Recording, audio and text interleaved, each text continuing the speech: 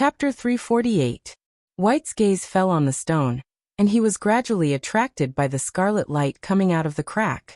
The scarlet light seemed to have sensed it, and it flickered slightly at a certain frequency.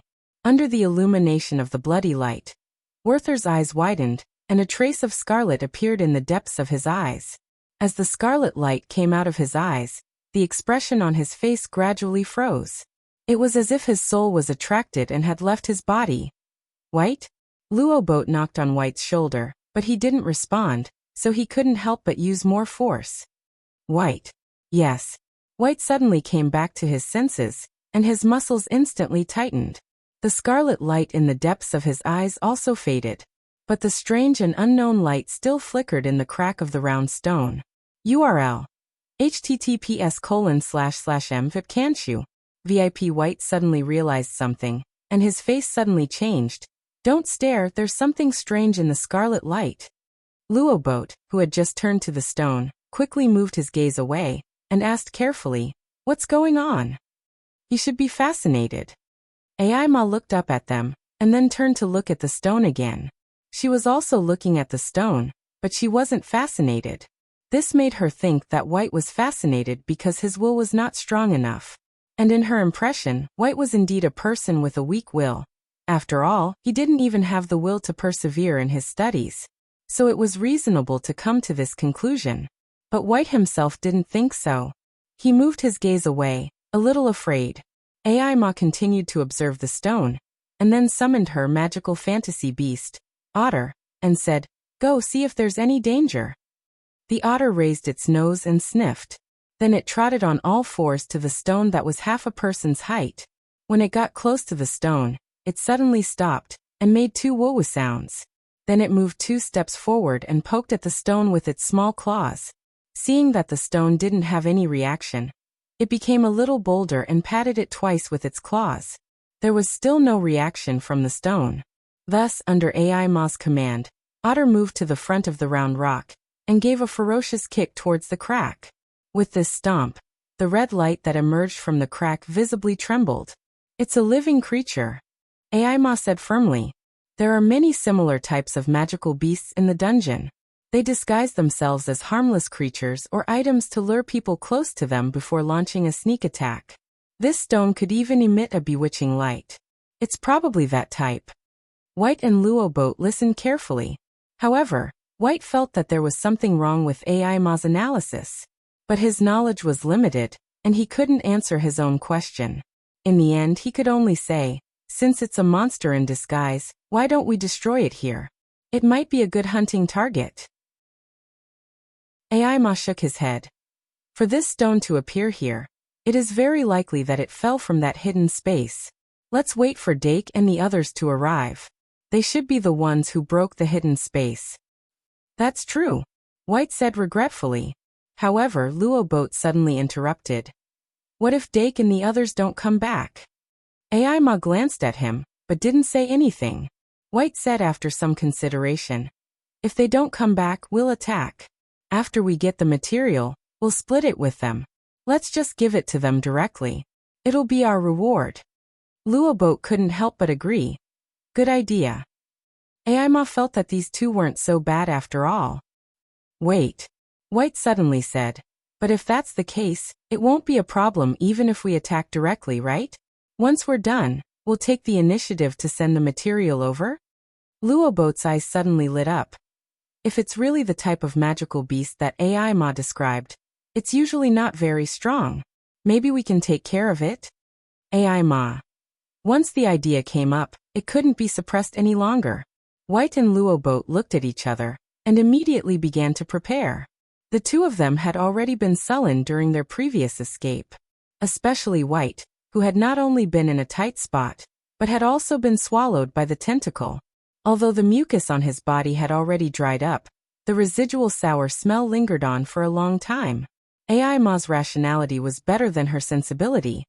If it had been any other girl, they would have long since distanced themselves from him. And White didn't want to owe Dake any more favors from the bottom of his heart. Under such circumstances, how could he give up the opportunity to show himself? Aima wasn't the kind of girl who chattered endlessly. Once she brought it up and wasn't taken seriously, she wouldn't say it again. In any case, with the dungeon escape device in hand, the worst-case scenario won't happen. Thinking that, Aima tightly squeezed the magic card in her hand, and then called back the magical beast, Otter. The otter returned to her side and sat down obediently. White and Luoboat had already begun to move. White's monster hadn't recovered yet, and the holy sword was still in cooldown. The strongest magic fairy in his hand was the radiant python. Among Luoboat's magic fairies, only the bloodbat left behind by Vlad was considered decent among the 3-star magic fairies. Therefore, after a short discussion, the two of them summoned their own magic fairies. The snow-white and graceful giant serpent descended from the white light and flicked its tongue at the ball, making hissing sounds. Luoboat spent more time and mana to summon the bloodbat, which was a huge bat with scarlet eyes. The bloodbat, as the name suggested, was the mother body of a bloodbat. Its sure kill skill was the blood source explosion. Through self-destruction, it could kill the enemy, and after self-destruction, it could transform into several bloodbats. As for the number of bloodbats, it was related to the quality of the blood absorbed before using the sure kill skill. Therefore, every bloodbat that was born could be regarded as a 1-star magic guide fairy.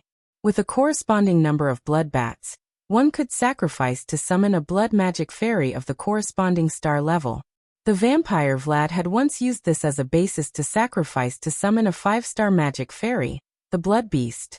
Then, with his own blood as a guide, he could sacrifice the blood beast to activate the secret ritual card and summon the vampire count when night fell. Right now, Robert couldn't. He didn't have enough mana to activate the mystic ritual card. So he could only summon the 5-star blood fiend through sacrificial summoning. This was his biggest reliance at the moment. Of course, there was no need to summon the blood beast at this time. The radiant python and the bloodbat. Under the command of White and Luoboat, the light and darkness magic fairies charged toward the round boulder in the middle of the open space at the same time.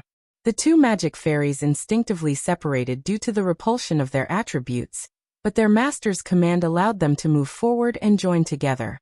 The radiant python's crawling speed was extremely fast, but the bloodbat's flying speed was even faster. In just a few breaths, the ugly and sinister bloodbat flew to the front of the round boulder under Luoboat's command, and then crashed into the crack in the middle of the boulder. Bang!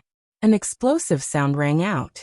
That huge rock actually rolled without any resistance from the impact. This was really beyond the two's expectations. White's eyes revealed a look of astonishment, and she hurriedly said, "Radiant Python, entangle it."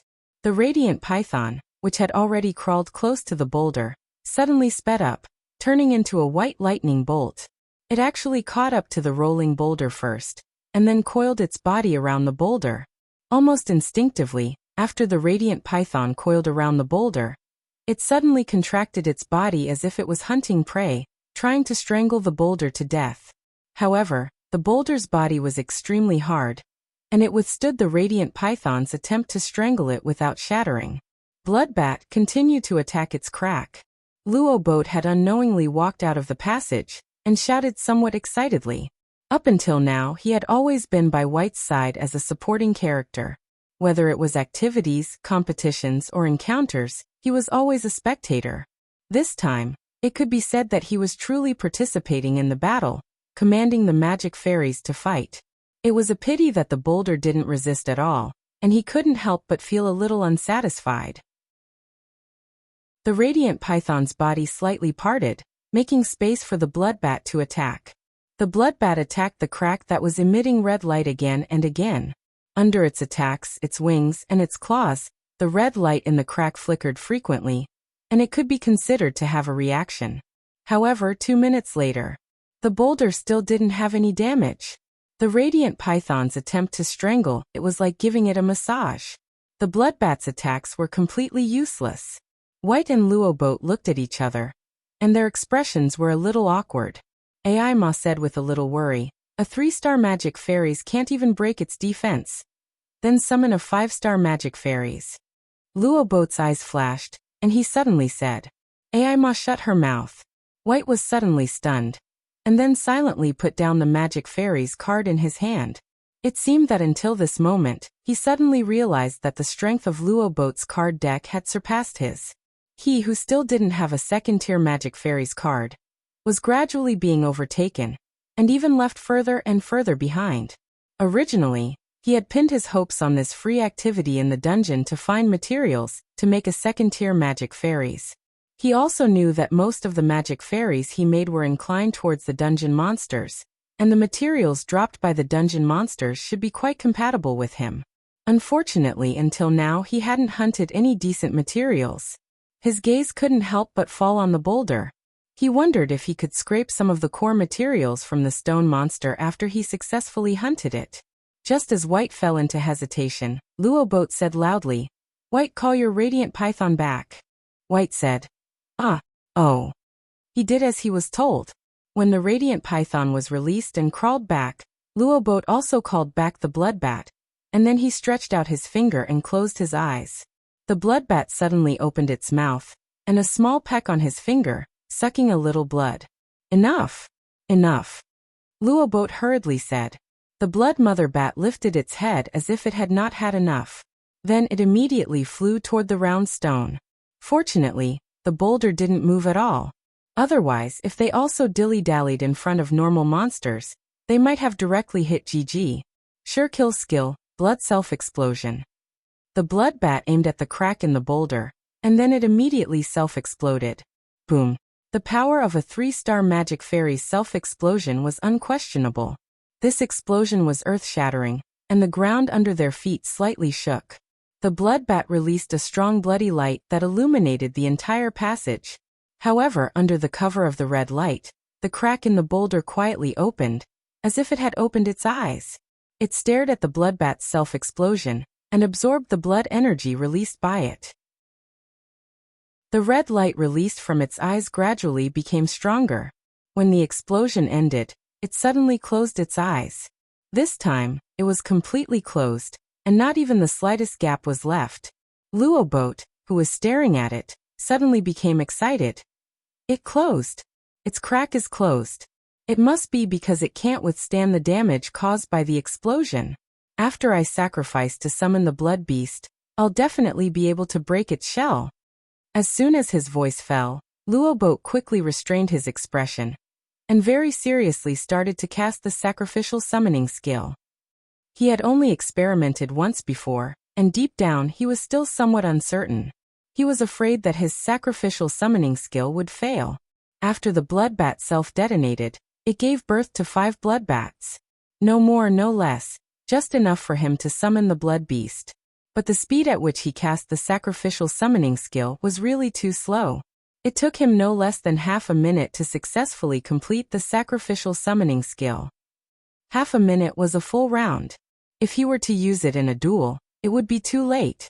Even in the underground city, it would be difficult to find a monster that could make him cast the sacrificial summoning skill like this. Following the appearance of the sacrificial summoning array, a malevolent-looking blood beast slowly emerged. This blood beast was about 2 meters tall, and its entire body was scarlet red like flowing blood. Its overall appearance was similar to that of a tiger or leopard, with a long tentacle on each side of its shoulders, and a long tail behind its buttocks that resembled half a python, lashing the ground. Compared to the blood beast summoned by Vlad, Luoboat's blood beast lacked a bit of savagery, but it was just as malevolent. Hiss. The radiant python reacted the moment the blood fiend appeared. It was even more repulsive than the bloodbat. White hurriedly comforted it, while Luoboat excitedly commanded the blood beast to attack the round boulder. But when the blood beast pounced on the boulder, the crack on the boulder suddenly opened up like an eyelid, finally revealing a scarlet pupil suffused with an intense blood-red light. Chapter 349. So it's them. Dake and the other 2 were about to arrive. He wasn't surprised by the appearance of White and the other 2. Apart from them, White and the other 2 were probably the fastest to arrive here. But what surprised him was that White and the other 2 seemed to be fighting against a monster. Out of caution, Dake didn't immediately walk out of the passage. Deanna and Luoc were more curious than him, because they hadn't seen the blood beast before. They were surprised that such a powerful magic elf was commanded by Luoboat. Of course, they were also surprised as to why Luoboat commanded the magic elf to attack a stone.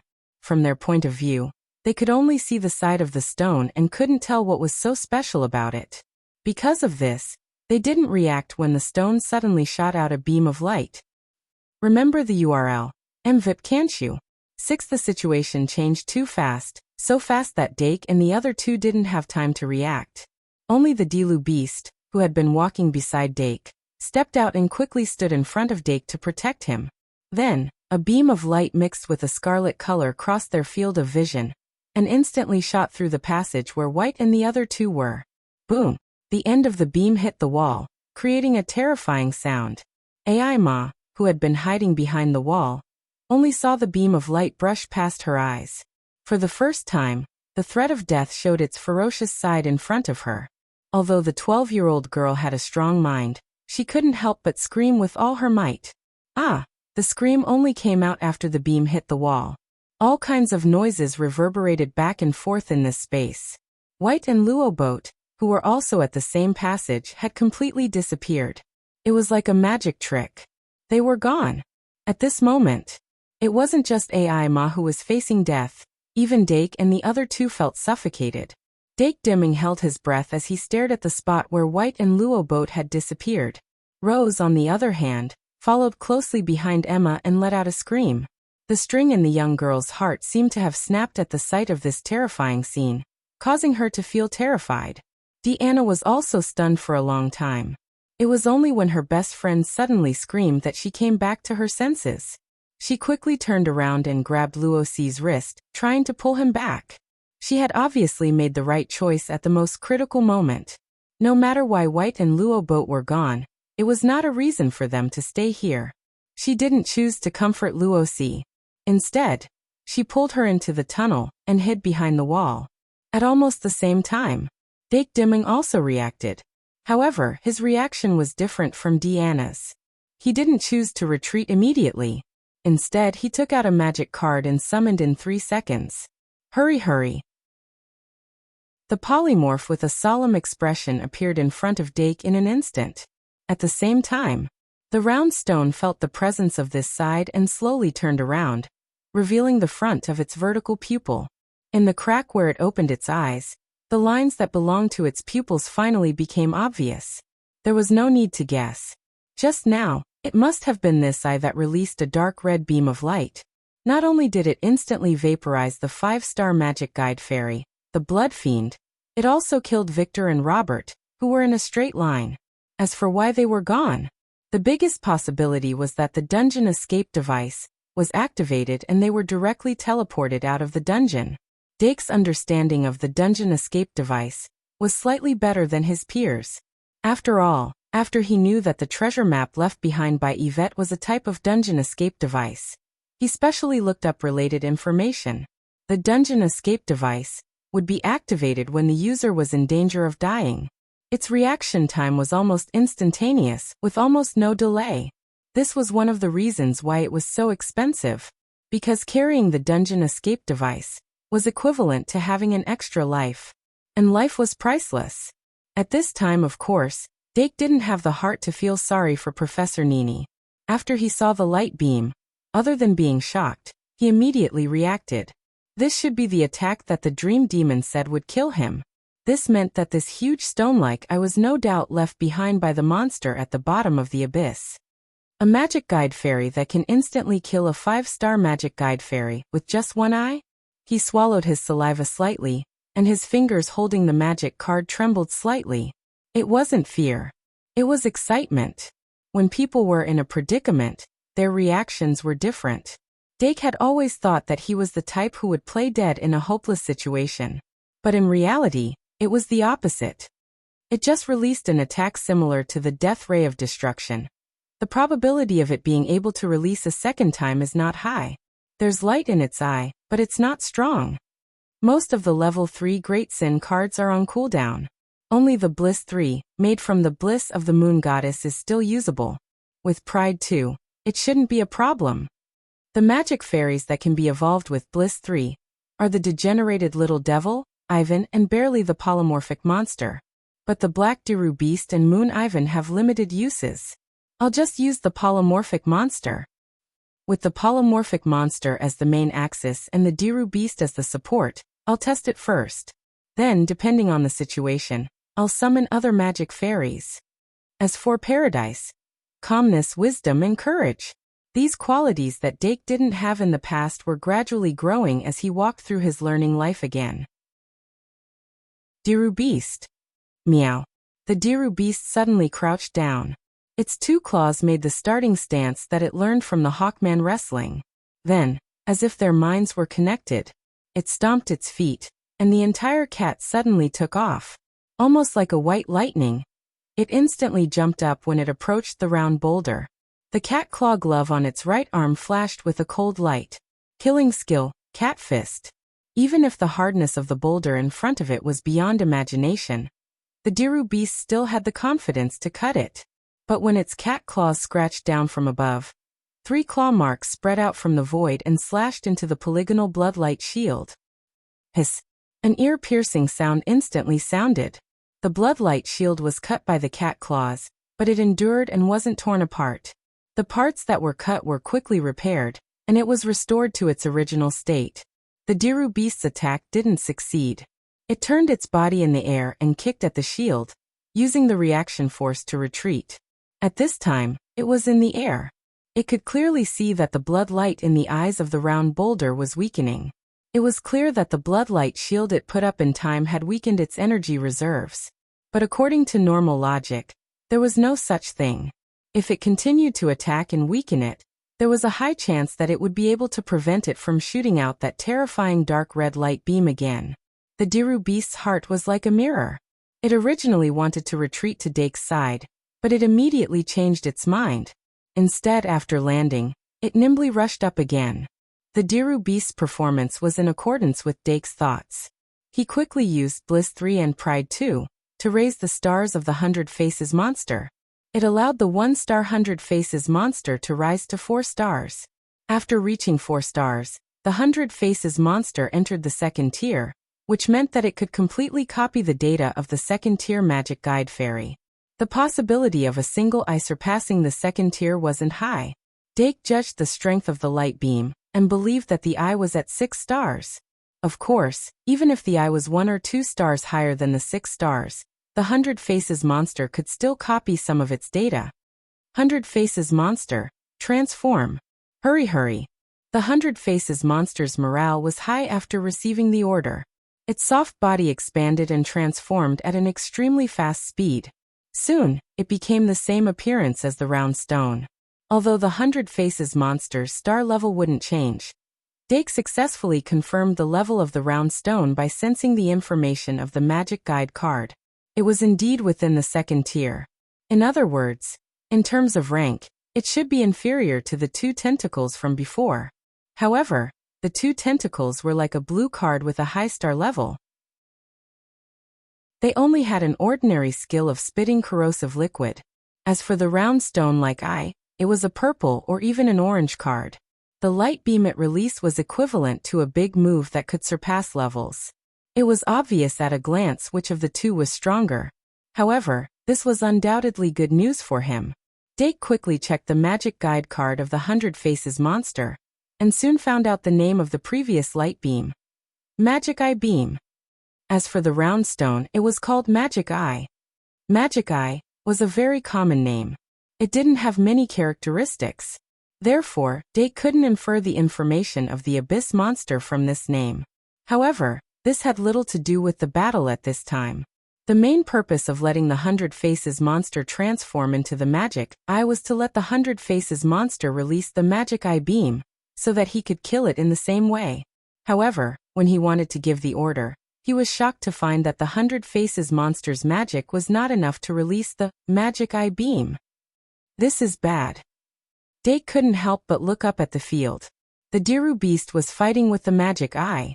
Although it didn't use the ultimate skill Cat Fist, the Diru beast's normal attack was still not to be underestimated. After the Magic Eye's magic light protection was hit, there was an obvious flash of light. The blood light that was constantly gathering in its eyes would also dim. It was still unable to reach the level of strong.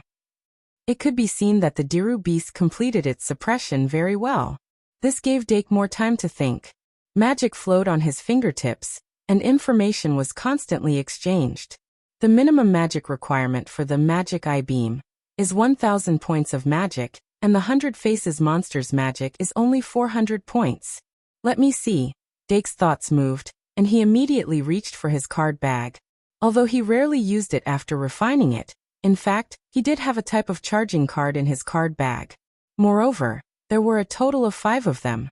Card name: Energy Potion Type. Item effect: after consumption, recover 200 points of energy. Magic elves were a type of magical simulacrum life form. When they received the energy potion and other magic cards to charge, if their magic was full, they could directly stack up. Although it wasn't unlimited, the limit was generally very high. Dake didn't hesitate to take out the energy potion and used 5 of them on the 100 Faces monster, causing its magic to suddenly increase to 1,400 points. Although 1,400 points wasn't much, it more or less made up for the 100 Faces monster's shortcomings. Moreover, with this 1,400 points of magic, it could finally release the Magic Eye Beam. After this, Dake's mouth slightly raised, and his eyes revealed a trace of excitement. 100 Faces monster, start your performance. Busy.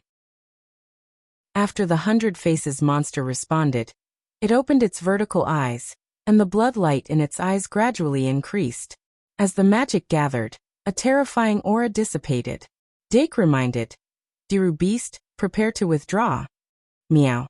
The Diru beast that was using the magic eye as a target suddenly responded loudly. It suddenly exerted its strength, and with a flash of white, it withdrew.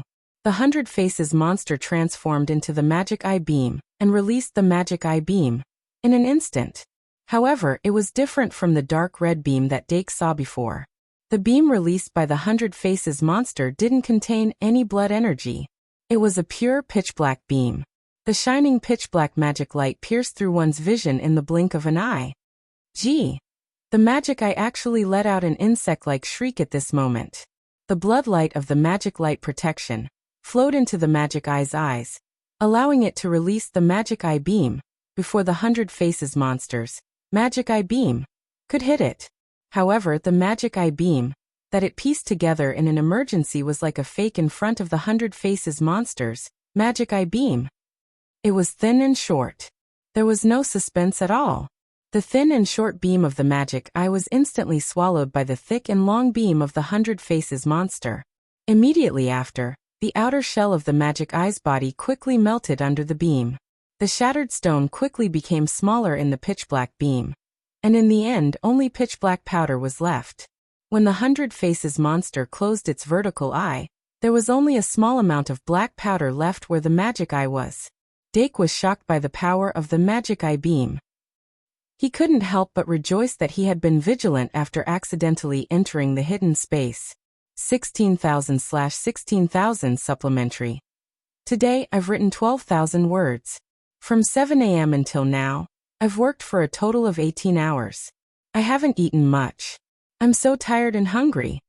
Big shots, please be kind and move your cute little fingers. Spend 18 seconds to cast your monthly votes, recommendation votes, and so on. Big Boss, okay. Chapter 350. With the disappearance of the Magic Eye Ray, the battle was officially over. On one hand, Dake felt lucky, but on the other hand he felt unsatisfied. It's gone just like that. He looked regretfully at the small group of black powder, and raised his hand to press on the head of the shape-shifting monster. His fingertips touched it, and a trace of heat seeped into his skin. Dake was startled as he realized that the shape-shifting monster's outer shell was melting. After a while, the shape-shifting monster automatically deactivated its transformation state and softly laid on the ground. It was obvious that the Magic Eye Ray had overclocked it. Although its magic power had not been depleted, it was already very tired. Dake suddenly realized that he had neglected the shape-shifting monster's state. He quickly bent down to carry it and gently caressed it. Busy, 1 second to remember. https://mvip can't you? VIP the shape-shifting monster cried out weakly, but its eyes secretly opened a slit. Previously, in order to strengthen its transformation, it specially studied the actor's self-cultivation. Although it did not recognize the words in the book, it did not matter as long as it knew the book's title. Immediately after, it was stored by Dake into the magic card. The Dilu beast, who was walking over, could not help but smile meaningfully. After storing the shape-shifting monster into the magic card, Dake replenished its magic power, while walking towards the small group of black powder. When he was in front of the black powder, he squatted down and took out a small bottle from his backpack, preparing to bottle the powder. After all, it was the strongest monster that he had hunted after entering the dungeon. Even if it was useless, it could be used as proof to increase his score in Professor Nini's heart. The final exam results would be converted into temporary credits and accumulated into the total score of each school. Based on the score, only the school with the highest score would have the opportunity to make a wish to the Holy Grail. Dake was still hoping to rely on the Holy Grail to increase the level of Underworld Spirit Spell or Soul Loss Spell. Although individual credits were like a cup of water on a burning cart of firewood, how could one progress 1,000 miles without taking small steps? He took out a glove from the side pocket of his backpack and put it on before reaching out to touch the black powder. After pinching a little bit, he found that the black powder was similar to a black crystal. It did not look like the residue of a demon at all. Suddenly, he frowned and stretched out his hand to wipe away the top layer of the black powder. Sure enough, he found a black crystal the size of a ping-pong ball. This black crystal had a hint of a core material. He carefully picked it up and observed it carefully. He found that it had a total of 18 sides, and each side was unexpectedly as flat as a mirror, full of the beauty of geometry. But what can this thing do? Dake couldn't help but frown. Maybe it can be used to make dice? Dake couldn't help but turn around when he heard the voice behind him. He saw Ai Ma, who had mustered up her courage. After witnessing the disappearance of White and Luo Boat, Ai Ma Métis screamed in horror. But after she calmed down, she realized that the two of them had only been teleported out of the underground city. The teleportation coordinates of the dungeon escape device were set next to the infirmary to facilitate Sister Ka Lien's timely treatment of the injured. The two of them were most likely there. Were they the first batch to be teleported out? They couldn't be the only batch, right? Ai Ma came back to her senses and was immediately attracted by Dake's actions. Immediately after, she saw the round boulder being destroyed by the polymorph monster, so she carefully walked out of the tunnel. With Dake dimming around, she always felt an inexplicable sense of security. Walking behind Dake, Ai Ma saw the 18-sided black crystal and casually mentioned it. However, this mouth gave Dark a reminder. 18-sided dice? Why do I feel like I've heard of it before? Dake thought carefully, but still couldn't figure it out. He put it aside and asked, "Are you okay?" Ai Ma blushed and lowered her head. She whispered, "I'm fine." That's good. Dake didn't ask anymore. He had a rough idea of Ai Ma's movements, so there was no need to ask now. In short, he took out a tool and swept the small pinch of black powder on the ground into a bottle. Then he sealed the black crystal in a small palm-sized bag before standing up. At this time, Deanna and Luosi walked over. The two girls saw Ai Ma standing there in a daze, so they chatted with her. "So, you want to travel with us for the rest of the time?" Dake looked at Ai Ma strangely. Ai Ma was supposed to have a fiery personality, but at this time, she looked away and blushed. However, she still nodded her head ever so slightly. Dake looked at her for a while and suddenly said, "Suspension bridge effect, do you understand?" This sentence was actually a bit abrupt. After Emma heard this, she was indeed stunned for a moment. Then, she finally realized that she was wrong. She quickly adjusted her expression and raised her voice. "Suspension bridge effect, of course I understand." Deanna was the only one who didn't understand. She couldn't help but interrupt. "What is the suspension bridge effect?" Luosi quickly took her arm and whispered. "The suspension bridge effect means that when a person crosses a suspension bridge in fear, his or her heart will involuntarily beat faster. Then he or she will have some thoughts that make his or her heart beat faster." Deanna nodded as if she understood. "Oh." Then she looked at Emma with pity and said in an old-fashioned manner, "Poor child, you must be scared." Dake puffed. He couldn't help but laugh. Aima was so embarrassed that she clasped her fingers tightly. "You can travel with us. But a team can only have one leader.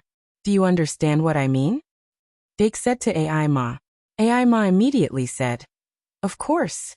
She seemed very sincere. Deanna and Luo C didn't reject her joining.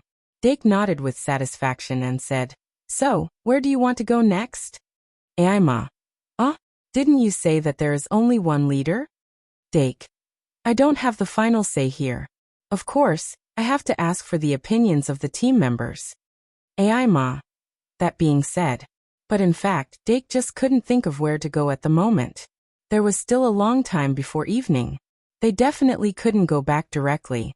And greed too, which made trash slimes evolve into greedy slimes, still needed some time to cool down. During this time, Dake didn't have a definite plan. "Anyway, let's take a break first." He waved his hand and rested on the spot. Whether it was Aima or Luo C, in fact they all needed some time to adjust their mentality. After the 4 people finished forming the team, they changed to another place to rest.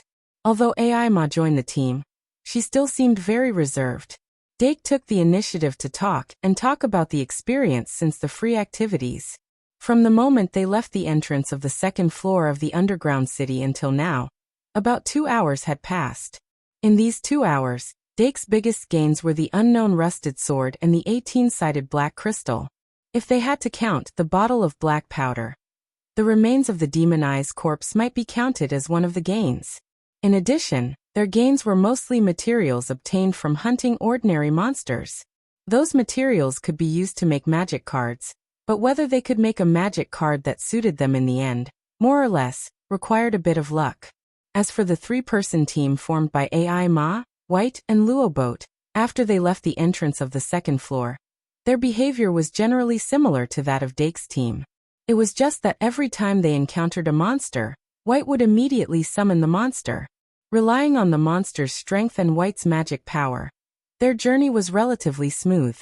After that, Emma began to talk about their adventures. In the maze type of underground city, there were usually many hidden mechanisms and rooms. Of course, hidden room and hidden space, the difference of one word was huge. Hidden room was also called secret room. When Aima fumbled forward, she found a mural that was blocked by a rattan monster. She quickly called out to White and Luoboat, who had already gone far, and summoned the magic elf to remove the rattan monster. Then she solved the riddle of the mural, and opened a secret room hidden in the wall. What's in the secret room? Aima's writing skills were very strong. She narrated the story tirelessly, which was very captivating. Dake's team was curious, but Aima said dejectedly, "Nothing." She was very excited when she solved the riddle, especially when the door of the secret room slowly opened in front of her. She thought that she could find the hidden treasure in the secret room like the protagonists in the legends. But in fact she didn't. There was only a lamp and a mural in the secret room. It was the same mural as the one on the wall outside. She took the ancient oil lamp from the platform in the middle of the secret room, and left the secret room helplessly. Not long after, she encountered the hidden space where the abyss was. After listening to her story, Dake's eyes gradually became strange. In fact, everyone, including Aima, except Deanna, thought of a possibility. Dake couldn't help but ask, "Can you tell me what the 2 murals look like?" Of course. Aima was much happier when she talked about the results of her adventure. "I've recorded it, wait a moment." After that, she turned around, took her backpack, and looked for the notebook. Dake took the opportunity to take out the Dream Demon magic card, and tapped on the surface of the card. Under the touch of his magic power, the Dream Demon squirmed like a little girl. After a while, Aima found the notebook. She flipped to the middle of the notebook and said with a smile, "Found it." Dake's team all went over. They saw that on the notebook, there was a well-defined totem drawn with thin lines. Although the totem was slightly distorted due to the painting style, if one looked carefully, one could see the shadow of a jellyfish on it. Under the mushroom-shaped body, there were dense straight lines, and only a corner was drawn at the bottom. Hum hum. Hum hum hum. If one didn't have a preconceived notion, it would be difficult to think that those straight lines were tentacles. Dake put up the Dream Demon magic card so that it could see the totem on the notebook. After the Dream Demon saw the totem, it tilted its head and thought for a while, and then nodded hard. Looks like it, Dake pondered. This totem is most likely the monster at the bottom of the abyss. From the looks of it, it's very likely that you triggered something in the secret room that activated this hidden space. It's just that we were closer than you at that time, so we entered earlier. Is that so? Aima frowned and thought carefully, but we didn't do anything. Just when she was confused, Deanna suddenly interrupted. But Aima, didn't you take out an oil lamp from inside? Aima was surprised. If it's an oil lamp, I just wanted to get something to commemorate it. Well, it looks like it's an oil lamp. She closed the notebook, and her brows gradually relaxed. Then she put the notebook back into the backpack, and took out the oil lamp from it. The oil lamp was sealed in a transparent bag. After she took out the oil lamp, she put it on her knees and hesitated. This is just an ordinary oil lamp, right? Dake couldn't help but roll his eyes. How could it be ordinary? Aima asked this. Maybe she just wanted to get the answer she wanted from others. Fortunately, Deanna supported her. Of course it's a treasure. It's great. This was probably how the interactions between people were formed. Aima looked very happy, and she rubbed the side of the oil lamp with the bag between them. Of course, no matter how many times she rubbed, she couldn't summon Aladdin.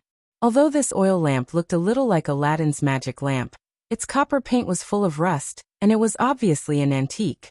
But looking at this oil lamp, people couldn't help but think of another item. Dake lifted the rusted sword by his feet, and under Aima's curious gaze, he put it close to the oil lamp. A lamp, a sword. They didn't seem to be related. But when they were put together, they were found to be made of the same material. It's actually a set? Dake couldn't help but think. Aima obviously also noticed this, and she immediately said, "This is the treasure you found in the treasure chest?" Deanna nodded like a chick pecking at rice. Emma's thoughts began to run wild. After a while, she said, "I heard that some historical relics can always be found in the underground city of our school. If we read the historical documents, maybe we can find the origin of this oil lamp and this short sword. When we get out of the underground city, let's look for it together." Deanna, do you want to flip through the books? I'm not very good at flipping through books. Pa. Rose quickly patted the back of her hand and smiled. Of course you can. This is the reward of our first adventure. We must investigate it thoroughly. 4000/8000. Chatting with my family for a few hours, the update is late. Next chapter, morning. Chapter 351. They agreed to go to the library after leaving the dungeon, and then rested for another 15 minutes. It's almost time. Dake tied the short sword with a rope and hung it on the side of his backpack. Then he passed the backpack to the Dilu beast. Deanna came over and said with her cheeks full of snacks, "I can carry it too." The Dilu beast coldly glanced at her. Then, it turned its head and snorted, shaking its backpack. "Don't forget to tidy up the snacks." Dake pointed at the trash beside Deanna and said with a smile, "Okay." Deanna answered obediently and prepared to tidy up the trash. But Luosi had already started to tidy up. In the Sheng Malian dungeon, these foreign objects would not be included in the dungeon's self-cleaning system. First website, https://m, Vipcanchu. VIP even scavengers such as the luminous moss and vine monsters would not swallow non-organic trash. If the adventurers did not clean it up in time, the trash would be transported to a certain level of the dungeon and gradually pile up into a terrifying trash mountain. Every once in a while, the academy would issue a task to the seniors to clean up the trash. Although this task usually had a huge reward that exceeded the difficulty of the task itself, there were still very few people who were willing to accept it. Therefore, for the students in the dungeon, developing a good habit of not littering was a good thing for the dungeon and the students. On the other hand, the Sheng Malian did not have a moral education class, so they had to pay attention to some small habits. Normally, The nobles would hire a famous local lady to be their tutor and conduct moral education in this area. But Deanna and Luosi did not receive such education. Even Luosi had her own shortcomings in some areas, and she also had to be guided. After the four of them left the dungeon, they went straight to the secret room mentioned by Ai Ma. For Dake and the other two, since there was such a secret room, they had to see it with their own eyes. But when they returned, they didn't find anything that looked like a mural on the wall. Ai Ma looked at the corpse of the vine monster on the ground and frowned. It should be here. Dake thought for a moment and said, then it must have disappeared with the disappearance of the hidden space. Then he said, there's nothing we can do about it. Anyway, it's about time. Let's move on to the next treasure. Ai Ma accepted his explanation and patted her cheeks to cheer herself up. Deanna was visibly excited when she heard that there was another treasure. She raised her eyebrows and said, are we going to start? Would he encounter another tentacle monster this time? Wah. As she spoke, she hugged Luosi and began to tickle him. Luosi giggled and started jostling with her. Ai Ma could feel that the atmosphere was completely different from when he had teamed up with White and Luoboat. He couldn't help but feel envious. Amidst the laughter, Dake took out Greed 2 from his card pack. He looked at the cooldown of Greed 2 and explained their treasure hunting method to Ai Ma. Emma's eyes lit up as she listened, and her interest was gradually piqued. In the dungeon, aimless adventures and treasure hunting with a specific direction were two completely different concepts. Although she was the one who had triggered the hidden space not long ago, Dake and the other two were able to enter the hidden space because of that ordinary-looking slime. Ai Ma had watched the competition and thought that the slime's biggest use was to hide in the hard shell of the kettlebug and act as a sacrifice for the summoning ritual. She didn't expect it to have such a precious use. Sure enough, Dake's magic guide elves have their own uses. His development of the magic guide elves is far better than ours. Ai Ma thought in her heart and sighed slightly. Then, she encouraged herself in her heart and cheered herself on. Those who stood beside heroes could only be heroes. When the cooldown of Greed 2 was finally over, Dake held the trash slime in his palm and began to summon it. In the name of Dake Dimung, Magic Guide Summoning, Greed 2 released a faint blue light from the surface of the card. The trash slime was bathed in the blue light and twisted slightly, seeming to be enjoying it. Its body quickly expanded, and its original green body had a little more blue. Ouch! After evolving into Greed Eye, it suddenly bounced on Dake's palm. Dake quickly reached out and hugged it and said, hurry up. The Greed slime's eyes suddenly became sharp. It squeezed out two small tentacles from its jelly-like body and knocked on its head. It was like small one when he was thinking.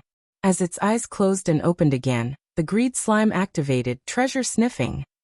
After about 2 minutes of searching, it finally reacted. It stretched out its tentacles in a direction and nodded vigorously. Ouch! Let's go. After the previous experience, Dake and the other two were relatively calmer. They summoned their familiar and let it explore the surroundings. Then they adjusted the direction and moved forward. Ai Ma tried to blend in and also summoned his otter familiar and ordered it to follow behind and cover the rear. Of course, the demons of the underground city would not only appear from the front. There were also many demons that appeared from behind and used sneak attacks.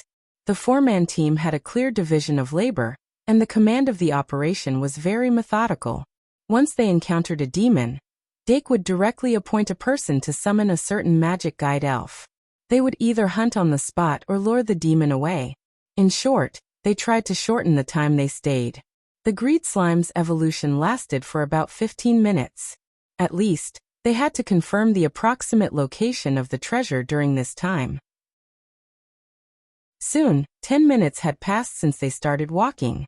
They basically did not collect the demons they hunted along the way. Finally, when the Greed slime was about to degenerate, Vanguard Little Devil, who was flying in front, suddenly returned and gestured to convey a message. There's someone in front. Dake frowned and asked. Little Devil immediately nodded. Was someone one step ahead of us?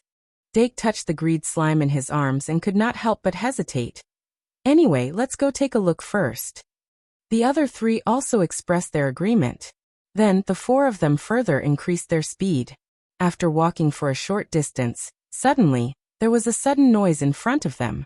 Dake raised his hand to the girls and signaled them to stop. He turned the corner in half of his face, carefully observing. With this, he relaxed a little. It was indeed people. And half of them were familiar people.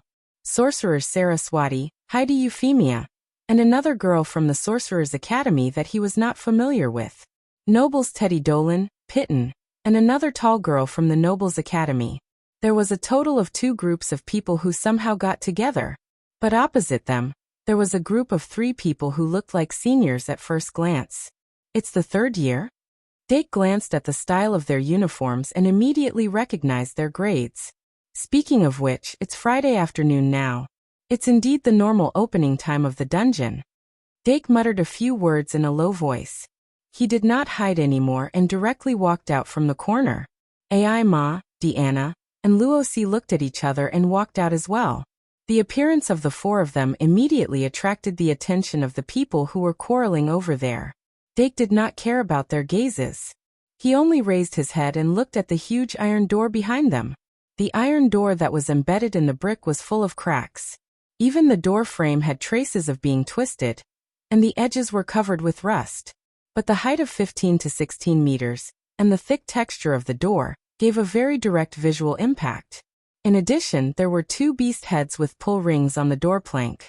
On the left door plank, there was a bull head with a nose ring, and on the right door plank, there was a lion head with a nose ring. The traces of time were very obvious on the huge iron door protruding out. There was no doubt that there were precious treasures hidden behind it. Even if he did not ask, Dake could more or less guess that the 1st and 3rd year students had a conflict because of the treasure room.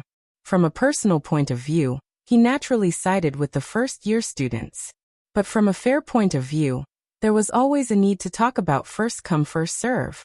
If there was no clear reasoning, then it would be troublesome. In the dungeon, everyone had their reasons. Since there was a conflict, there was only one way to resolve it. That was to have a duel on the spot. But to have a duel between a 1st year student and a 3rd year student? This was obviously unreliable. When Dake walked closer, Doran subconsciously heaved a sigh of relief. He then waved his hand and said, "Dake, you're finally here." Although Doran usually restrained himself, when he really shouted, his voice was comparable to Luo Boat's. Perhaps this was what it meant to be hidden. Dake sighed slightly and said with a smile, "Sorry, something happened and I was delayed." It was true that something happened. It was also true that he was delayed. It was this sorry. It was a simple way to cut in. Dark greeted Dolong and took the opportunity to cut in. Doran's eyes flashed and he complained, "Without you, even if we found this level boss, we wouldn't be able to defeat it." Level boss. Dake immediately understood. He turned slightly and swept his gaze across everyone's faces. He had a rough idea of what was going on. Since this iron door was where the level boss was, it was normal for the 3 3rd years to appear here. But from the looks of it, Doran and Sarah should have arrived first, then the 3 3rd year students. Otherwise, with the status of the 3rd year students, it was impossible for them to argue with these 2 groups of 1st years. They did not directly chase Doran and the others away, most likely because they felt guilty. Dake naturally walked to Doran's side and asked with a puzzled expression, "These 3 seniors are?" Doran glanced at them and felt a little confident. He simply said, "I don't know, maybe they're passing by." The 3 saw that his tone and attitude were completely different from before, and snorted coldly. One of the short boys wearing a green cotton hat pulled down his hat and muttered, "Fox borrowing the tiger's mite." Although he muttered, his voice was not low. Doran's expression did not change. Because he was indeed a fox borrowing the tiger's mite. Since he did so, he did not need to be afraid of being scolded. Doran was not that naive. This place was indeed discovered by them first. These 3 3rd year students were latecomers. No matter what, he had a clear conscience. It was these 3 3rd year students who kept saying that they had left their mark last weekend, but did not have time to deal with it, so they left it until this week. They even claimed that they were the first to arrive. But didn't the dungeon refresh every week? Could it be that the level boss did not refresh? Doran did not understand the rules of the dungeon thoroughly enough, so he could not help but hesitate. But Saraswati was very clear and explained it to him on the spot. It turned out that the dungeon's weekly refresh mechanism did not refresh everything. Under normal circumstances, when the number of monsters in a level reached a certain range, or when there were a certain number of monsters, the refresh mechanism would be triggered. Moreover, there was a high probability that the monsters here would not include some surviving elite monsters. The other situation was that the terrain of a level was too damaged, and the map would be reset. Or if the level's terrain was a maze, it would also be reset frequently. In addition, foreign species would not be included in the refresh mechanism, unless they were digested and absorbed by the dungeon's ecosystem. So the words of these 3 third-year students were not necessarily lies. No matter what, these 3 people clearly had some understanding of Dake Dimeng. Just now, before Dake arrived, they had already intensified to the point of arguing loudly. But now that Dake appeared, both sides obviously restrained themselves. Dake Dimeng, the red-haired youth among the 3 senior students, looked at Dake and revealed a warm smile. This red-haired youth had a pair of very beautiful ruby eyes. When he smiled, it was as if the sun shone down, giving people a very strong sense of intimacy. What he wore on his chest was the tarot card emblem of the Fool's Academy. As for the short boy wearing a green cotton hat, the hair that peeked out from under his hat was obviously green. The remaining boy was slightly fat with an ordinary face. His hair color was similar to withered grass, giving the initial impression that he was malnourished. The emblem on their chests was also printed with the tarot card of the Fool. These 3 people were actually quite famous among the third-year students. The red-haired one was called Fernan. The green-haired one was called Grain. The yellow-haired one was called Hierro. They were known as the Red, Green, and Yellow Trio, because they always appeared at the same time, and their hair color was quite distinctive. They left a deep impression, and unknowingly became famous. Although Dake had never heard of them, due to aristocratic etiquette, he still politely said, "Hello, may I know your name?" But the yellow-haired fatty of the Red, Green, and Yellow Trio did not seem to have a good temper. He immediately said, "There's no need to greet. Do you want to butt in?" Deanna pouted and suddenly raised her foot, but was stopped by Luo C. 8000/8000 mission completed. Overtime punishment. Be punished with a blade. 0/8000 new mission has been activated. Not feeling well, update later. Penguin group number 7541025538. Prepare to subscribe to the group. Don't ask anymore. _ Chapter 352. Yellow-haired Hierro had no idea that his foot had luckily escaped a disaster. It wasn't that his temper was so bad that he couldn't even accept a greeting, but he was well aware that if he went along with the other party's rhythm, with red-haired Fernandes' character, he would likely choose to back down. However, they did come today for the second floor's level boss, and their purpose was very simple. They wanted to kill the level boss to obtain core materials. The magic elf card that Fernandes was preparing to refine still lacked a high-quality horn, and there was a probability of obtaining it from that level boss. The academic pressure of the third year was much higher than that of the first year. Some professors would even issue a duel quota, requiring students to obtain a certain number of victories in duels within a limited time. If they couldn't reach the duel quota, their final evaluation would be lower. Although it wasn't common, Xingmalian Academy had a repeat-a-year system. Once the final exam results were low to a certain extent, they would need to take a makeup exam. If they couldn't pass the makeup exam, they would repeat a year. It was precisely because of the existence of this system that even the most stubborn students would try their best to maintain a minimum level of effort. Although the Red, Green, and Yellow Trio was somewhat famous, their results were very average. Remember the website, MVIP can't you? 6. Not all students of the House of Fools could be well prepared. They obviously fell into the category of not really. In the case of poor results, in order to complete the duel quota, they had to find a way to refine new magic cards to improve their strength. If they wanted to refine a new high-level magic card, of course, they would need high-quality core materials. The quality of the core materials dropped by the level boss was usually much higher than the same kind of monsters. If they could find its location and successfully kill it, It would be of great help to red-haired Fernandy's strength. In short, both sides had their own reasons. In the end, it was hard to say who came first. Previously, because Doran and the others were only first years, yellow-haired Hierro seemed to be very relaxed. Because he knew that even if these people really entered the treasure trove, they might not be able to successfully suppress the level boss. Hierro even considered letting this group of first years go first. When the first years were really in danger, they could also show the demeanor of a senior and rescue them. Unfortunately, Dake Dimming arrived. After recognizing this first-year student as an exception, Hierro realized that he had to quickly determine the nature of this matter. Let's duel. He did not beat around the bush and spoke directly. Dake wasn't angry at yellow-haired Hierro's pretense. He turned to look at Dolan and Sarah. Without knowing the details, Dake wouldn't simply make a decision for others. The reason why Yi Luo interfered was because he had a pretty good relationship with Dolong.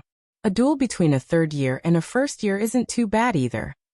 The aristocrat academy girl beside Dolong immediately sneered. However, she didn't look at Hierro. Instead, she stared at the red-haired Fernan, who was obviously thin-skinned. As expected, Fernandy became irritable. But the green-haired Jirian immediately said, "There's no age difference in duels. Seeing that you're only first years and don't know the rules, I'll forgive your inappropriate words." The girl from the aristocratic academy choked on the spot. After all, she was born as a young lady of a noble family and had no experience in quarreling. "We need some time." Sarah Swati spoke for the first time since Dake arrived. The red-haired Fernandy held it in for a long time before immediately saying, "No problem." For the two companions to make the atmosphere so stiff with just a few words, Fernan really admired them.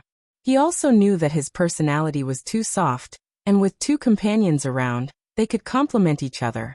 Thus, the first years retreated slightly, and the three groups gathered together. Dake finally had a chance to understand the whole situation.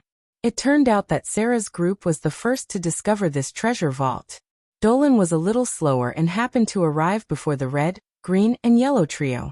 Sarah's face was still filled with confidence. Her brown eyes and dark skin gave her a unique charm. "We were the first to discover this treasure vault. After that, we determined that there should be a tier boss inside.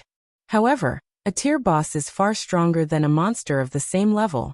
We might not be a match for it, so we hesitated. Since Dolan and the others are here, we're ready to cooperate." Sarah smiled. Dolan complained. "It was originally a good thing. Even if we can't beat it, it can be considered an experience. I didn't expect that uninvited guests would come not long after we formed a team." Dake glanced at Dolan's expression and was sure that he counted the dungeon escape device as a key tool to gain experience. He couldn't help but feel sorry for Professor Nini, who knew how many students still had the same thoughts. There shouldn't be many. After all, there weren't many people like Dolan who weren't afraid of death. "Okay, the other party isn't that kind of unreasonable person," Sarah said. "But I really didn't expect that the knowledge I just learned from Professor Cheong-si could be put to use so quickly." Dolan said, "Silent duel? Then aren't we bound to lose?" Sarah shook her head. "There's no such thing. The rules of the silent duel reduce the advantage of high-star magic elves to the limit. We have a chance." Dolan immediately looked at Dake. "Then we can only," Sarah said again. The other party only proposed a duel after seeing Dake arrive. "I think they're likely to avoid a one-on-one duel with Dake and make a request for a group duel." Dolan. "They're third-year students. Would they be so shameless?" Sarah was speechless. Dolan, don't always use your childish aristocratic thinking to think about problems. For most people, face can't be eaten. That's right. After all, you're not a traditional aristocrat and are easily deceived by the superficial environment. Even you aristocrats don't care about face. I'm not a child. Dolan was speechless. Sarah couldn't be bothered to look at him. Back to the topic. Suppose the other party proposes a 3-on-1 duel. We can refuse, but we need to continue arguing. We can also agree and let strength speak for itself. I'll say this first, I'm very interested in silent duels. Then, Dolan unconsciously looked at Dake. Dake said indifferently, Sarah's words make sense. We don't have much time left. We still need time to crusade against the bosses. It's best to end it quickly. Moreover, it's the Academy's rule to use silent duels to resolve disputes in the underground city. The problem is that if the other party really wants to force a 3-on-1 duel, we're still missing one person. Of course it's, Dolan said matter-of-factly. But before he could finish his sentence, two people spoke at the same time. I'll do it. I can do it. Dolan turned his head and saw the silent AI Ma and the excited Deanna. This made his expression stagnate. After experiencing the newcomers' competition, he had a relatively clear understanding of the strength of the students in the same grade. He knew that AI Ma and Deanna were indeed stronger than him. In order to ensure the victory of the duel, he could only choose to give in at this time. He reluctantly closed his mouth, and AI Ma hesitated after seeing Deanna speak. Let's do Deanna. AI Ma's gold beast should not have recovered to its best state. Dake observed the expressions of the two and said decisively. Sarah's mouth curved into a smile. Then let's do it. The first duel in the underground city. I'm looking forward to it. Her expectations for this duel seemed to be higher than that of the bosses. Dake even suspected that she deliberately mentioned the 3-on-1 duel to prevent him from not having a chance to fight. After the discussion, Dake naturally stood in the center position. He took the initiative to walk out and said to the red, green, and yellow trio, "We agree to the duel, but according to the rules of the underground city, it must be a silent duel. But we don't have a silence card." The red-haired Fernand said, "Don't worry, I have one." Dake asked, "Are you going to release the silence card?" Fernand said, "Yes. According to the rules, after I release the silence card, the duel will start after 10 seconds of silence." Dake smiled. "I thought you were going to be the referee." Fernand returned a smile. "Of course not. By the way, I heard you guys talking about a 3-on-1 duel. Actually, that's what we're thinking. Let's start right away?" Dake immediately made a decision. "It seems that we've reached a consensus." Fernand said, "It seems so." The two sides quickly set up a battle array in front of the huge iron gate. There were generally two ways to duel with so many people. One was a 1-on-1 duel with many people, and the other was a cooperative duel with many people. Of course, Dake couldn't choose a cooperative duel. The red, green, and yellow trio looked like they had a tacit understanding of each other. If they fought a real 3-on-3 duel with them, the chances of winning would be extremely low. So both sides took a step back. They agreed to send out 3 people, and the other side didn't force them to cooperate. Therefore, the current battle array was that each side sent out 3 people, with the iron gate as the dividing line, standing on 2 sides. Although the duels were held at the same time, they didn't interfere with each other, and the final victory would be decided by the number of winners. In other words, only 2 people could win. This was acceptable for the red, green, and yellow trio. They even thought of Tianji's horse racing, but in the end, they rejected it. Because the 3 of them weren't very different from each other, they really couldn't find a weak horse. And for Dake and the others, it wasn't a big problem. Sarah's thoughts were obviously different from Dake's. She didn't want to rely on Dake to win. So she had to win this duel. Before the duel began, the first years summoned their familiars and ordered them to spread out and patrol the surroundings to be on guard. Under everyone's gaze, the 3-on-3 duel finally began with the activation of a silence card. Silent duel. The moment the voice disappeared, the 3 first years and 3 third years immediately began the countdown. Fortunately, the 3 first years had strong mental fortitude and didn't show any signs of nervousness. The 3 of them were very calm. Dake stood in the middle, with Saraswati on his left and Deanna Gretbel on his right. It had been an hour since the trip to the abyss in the hidden space. The cooldown of Bliss 3 and Pride 3, in Dake's hands, had ended. The magic cards that couldn't be used at the moment were Bliss 3, Moon, Pride 2 Old, Greed 2, and the magic fairy Dream Demon, that hadn't recovered to its best state. In addition, the Diru beast wasn't kept in the magic card, so it couldn't participate in the duel for the time being. As for the little devil beast, it had been resealed in the spell cage card. 987. 3210. The moment the countdown ended, Dake immediately began to cast the usual summoning spell. According to the rules of the silent duel, the sorcerer had to summon a 1-star magic fairy to replace the magic ball. In some cases, the students would choose to summon a 1-star magic beast, which was also a rare opportunity for the magic beast to fight. Dake could do the same, and he had 2 magic beasts, but it was really unnecessary. Touching the spell cage card, Little Devil Beast in his hand, Dake smiled. In fact, he was more inclined to choose the 3-person duel mode. But he had to give them a chance, no matter if it was here or there. Just 3 seconds after the countdown ended, the Little Devil Beast that had been with him since he entered the school suddenly appeared in the light. There was no need to say more about the tacit understanding between the two. After the Little Devil Beast was summoned, it laughed silently, and then suddenly flew into the sky. In order to prevent being killed by the opponent during the cooldown period of the summoning spell, it needed some time to detour. As long as it could survive these few seconds, everything would come to an end. The little demonic beast was always immersed in his self-directed comedy. After it flew into the air, it immediately looked at the third-year student less than 10 meters away, the red-haired Fernandi. Fernandi was the core of the red, green, and yellow trio, but he could become the core mainly because his personality just happened to be the link to connect the other two, and his strength was only slightly higher than them. Fernandi had experience in silent duels. This could be seen from the silence card he carried with him. His first move was also not a magic beast, but another 1-star magic fairy with special life-saving abilities, Red Imp. Fernandi, Jirian, and Hiero were good friends who knew each other from before they entered the school. The 3 were also assigned to the Fool's Yard. When they first learned the basic refining method of the magic fairy, the 3 chose the exact same materials, but the final refining results were different. Almost at the same time, in front of the red, green, and yellow trio, 3 magic fairies of different colors appeared. Red Imp, Green Imp, Yellow Imp.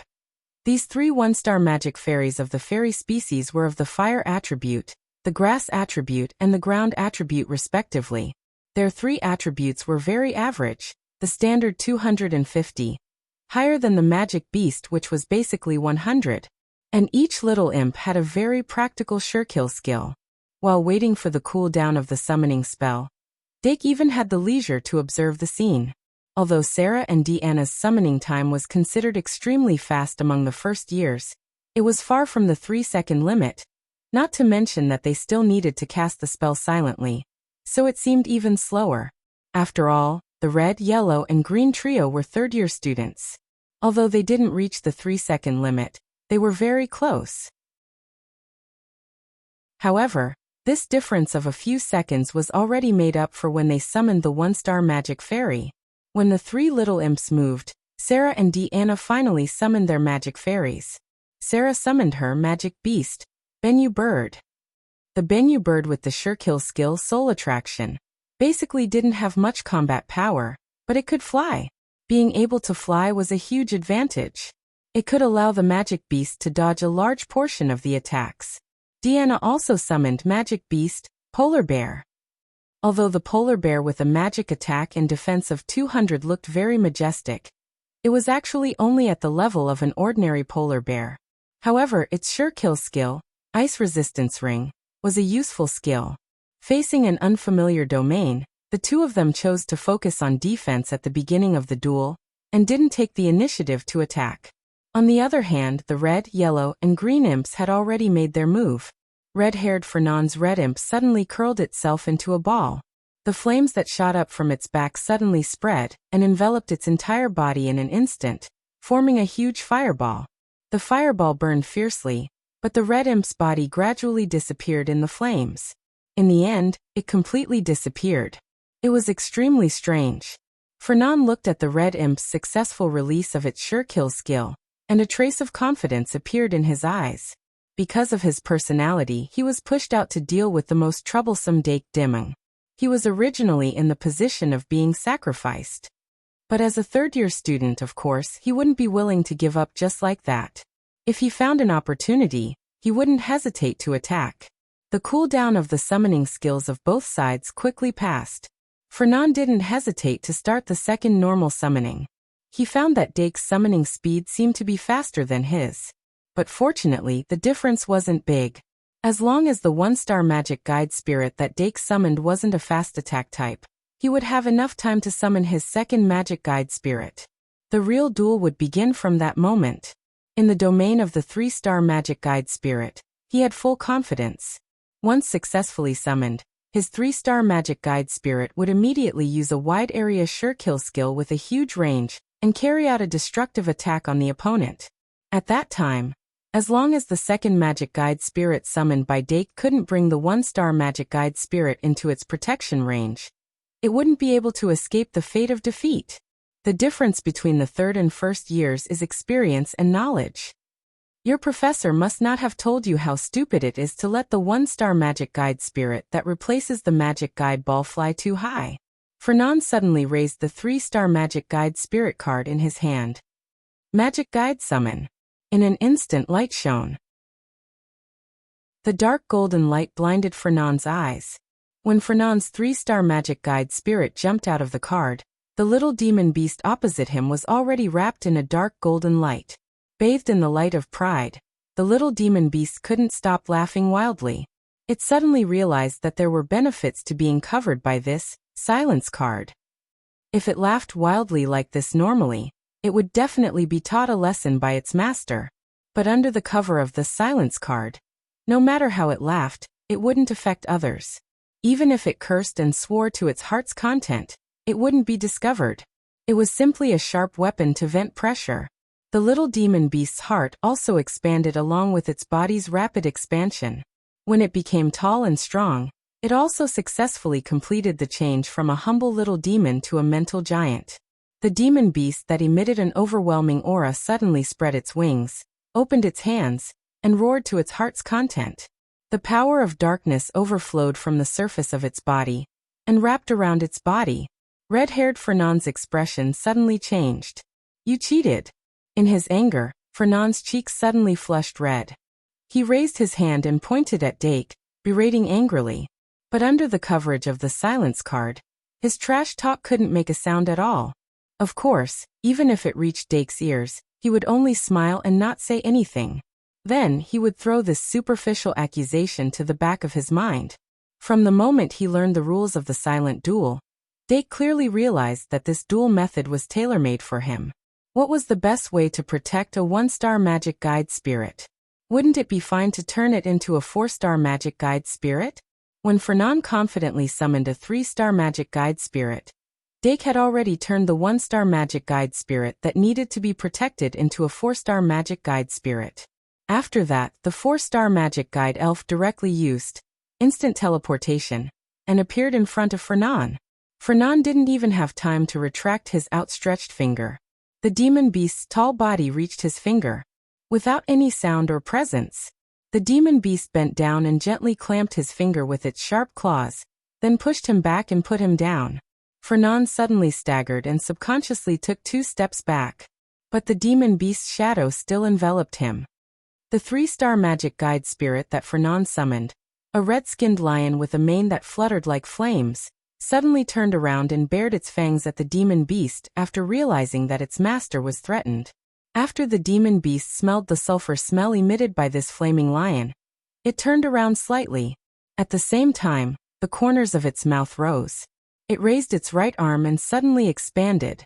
That arm with huge sharp claws was like a python coming out of its hole. It instantly lengthened and actually directly grabbed the flaming lion's neck. The flaming lion's mane was really burning, but the demon beast's arm was wrapped with a powerful dark power, easily blocking this flame that could not even be considered a sure kill skill. The flaming lion still wanted to struggle, but the demon beast's claws exerted force and suddenly lifted its neck, hanging it in the air. The fierce flaming lion was like an old dog at this moment. It could only struggle desperately and use its front claws to pull the demon beast's arm. However, in this state, it could not exert any strength at all. It was also difficult to release the area of effect sure kill skill that was brewing. The demonic beast exerted a bit more force and broke its neck. Of course, the magic guide spirit would not die so easily, but the demon beast had already lost interest in it. It casually threw it out and strode towards the fireball that the red imp had turned into. The fireball seemed to have taken root in the ground and was still burning. The demon beast walked over in an ordinary manner, and then stepped on the fireball. Then the fireball was extinguished in an ordinary manner. The demon beast raised its foot and took a step back. At the place where the fire was extinguished, a red imp curled up into a ball gradually appeared. It carefully poked its head out, and as soon as it saw the tall and powerful demon beast, it suddenly screamed. The demon beast's ferocious and proud face made the timid red imp tremble. It struggled to get up and tried to escape, but the demon beast raised its foot again and stepped on it. The red imp turned into a spark of magic power under his feet. Only then did a rain of fire fall from above. He reached out and grabbed one of the burning stones as if it was a snowflake. He put it in his mouth and bit it. Then he spat it out.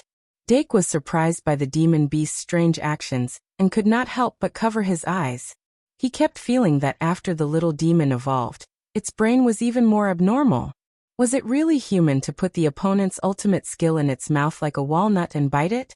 And according to the plan that they had formulated beforehand, the little demon beast should have directly used instant teleport after evolving and stomped the red imp to death with 2 feet to obtain a clean victory. But in fact, it had done too many unnecessary actions. What gave it the courage to do so? Was it the level 3 pride that made its brain go haywire? Or was it the special environment under the silence card that made it free? Did it not know what it meant to settle accounts after the autumn? Dake was really speechless, so he simply turned his head to watch the duel between the two sides. When the dust settled on this side of the duel, Deanna and Sarah's duel was also coming to an end. Deanna's opponent was the green-haired Jirian. After Jirian's green imp was summoned, it planted a seed on top of its head. As the green seed sprouted, its body disappeared from sight at a speed visible to the naked eye. It was actually some kind of stealth ultimate skill. Not only did the invisible green imp not hide on the spot, but it also sneaked towards Deanna's polar bear. Phantasmal beasts had a very unique aura, and those who were familiar with it could easily distinguish it. Grimm had obviously recognized it. He used hand gestures to command and adjusted his strategy in time, and the green imp began to move. Phantasmal beasts were very weak under normal circumstances, and theoretically, they were no match for the green imp. At the same time, he began to summon his second enchanted elf. It was a 3-star insect species, the green wind mantis. After the green wind mantis appeared, it waved its hand, and as a gust of wind wrapped around it, its body became invisible just like the green imp. Immediately after that, the invisible green wind mantis followed the green imp's footsteps and sneaked towards it. In an environment without sound, the invisible imp moved silently, and it could be said to be perfect stealth. Deanna was unusually shocked by this. It was the first time she encountered an opponent that could become invisible, and her card bag did not have any concealment-breaking cards like the reveal powder. If it was under normal circumstances, she could still distinguish the direction by listening. However, under the silence card, her sharp hearing also lost its function. Deanna's sense of smell was not that good yet. What was even more difficult was that she did not expect to encounter such a situation, so she did not communicate with her enchanted elf beforehand. If she relied on her enchanted elf to perform on its own, Deanna instantly became nervous. Her finger swiped across the side of the enchanted cards arranged in the card bag, and she had no choice but to summon the 3-star enchanted elf, the spirit bear. However, as soon as the summoning of the spirit bear was completed, the phantasmal beast, polar bear, suddenly stood up, and its thick bare paw slammed towards its own chest. In an instant, cold air filled the air. A ring of condensed ice bloomed with it as the center. The green imp, that had sneaked half a meter away from the spirit bear, was stopped in its tracks by the ice ring of resistance. Then there was a sudden burst of force, and it was pushed out. The green bud on top of the green imp's head quickly withered, and its body was forced to reveal itself. However, the invisible green wind mantis had already launched a surprise attack, and its slender and sharp blade instantly slashed towards the spirit bear. A gust of wind blew by, and the polar bear's skin was split open. However, the spirit bear that descended from the sky pressed down hard, and forced the green-winged mantis to change its direction. The polar bear was lucky to survive, but its magic was almost depleted, and it was as weak as a piece of skin. However, the green-winged mantis still did not reveal itself. It did not actually slash with its blade, or else its invisibility would have been removed after the attack. Deanna chose to summon the spirit bear in the air in front of the polar bear at the crucial moment, and she was lucky enough to escape the attack. However, facing an invisible opponent, it was still difficult for her to turn the situation around. Her defeat seemed to be a foregone conclusion. Dake turned to Sarah's side. Saraswati's opponent was the yellow-haired Hierro. The yellow-haired Hierro's yellow imp actually mastered a rare sure-kill skill. Digging hole. The digging hole skill was a sure-kill skill with the ground attribute, and it could separate the soil and drill into the ground. The only drawback was that it consumed a lot of magic. The more magic, the faster and deeper the digging. On the contrary, if the magic was only used a little, there would be bulging marks on the ground. The yellow imp used digging hole to hide as soon as it appeared. Then, the yellow-haired Hierro summoned a big yellow snake, and it spat out clumps of soil at the Bennu bird in the sky, trying to shoot it down from the sky. However, the Bennu bird seemed to have spiritual awareness, and it was always able to avoid the soil shot. This gave Sarah a chance to fight back. Under everyone's gaze, she summoned a magic elf that Dake had never seen before. 8000/8000 ding. Your quest has been completed, and a new quest has been triggered. 0/8000. Chapter 353. As the black mist rose, a thick and long cobra rushed out. Its body was even larger than the yellow-haired Hierro's khaki-colored snake. Dake observed carefully and was surprised to see that the cobra's head seemed to have pale white bones. The patterns on the skin folds on its neck were like the face of a woman with heavy makeup. It was full of charm and at the same time rendered an extremely horrifying feeling. As it came out of the black fog, the horrifying feeling suddenly increased. There was no flesh 3 inches below the skin folds on its neck. The pale white bones drilled out of the flesh all the way to its tail. The smell of decay mixed with blood rushed straight to his face. This terrifying, skeletal beauty snake didn't stop at all after it appeared on the stage. Its speed was extremely fast. The lower half of its body, which only had bones, came out of the black fog and fiercely whipped the ground. When it approached the khaki-colored snake, the woman with heavy makeup on the skin folds on its neck suddenly revealed a sinister smile. Then it actually came out of the skin folds. It was as if it had broken out of the skeleton snake's body. The beautiful woman laughed silently and rushed toward the khaki-colored snake's body like a ghost. With a bend, she passed through its body and came out from the other side. The khaki-colored snake that had been spraying mud into the sky just now froze in place for a moment. Remember, https://m, VIP can't you? VIP. Then it began to tremble. The beautiful woman's soul passed through its body again. After a few times, it was as if it was frozen and stood in place. Seeing this, the expression of the yellow-haired Hierro changed slightly, and he summoned a second magic guide fairy in a second.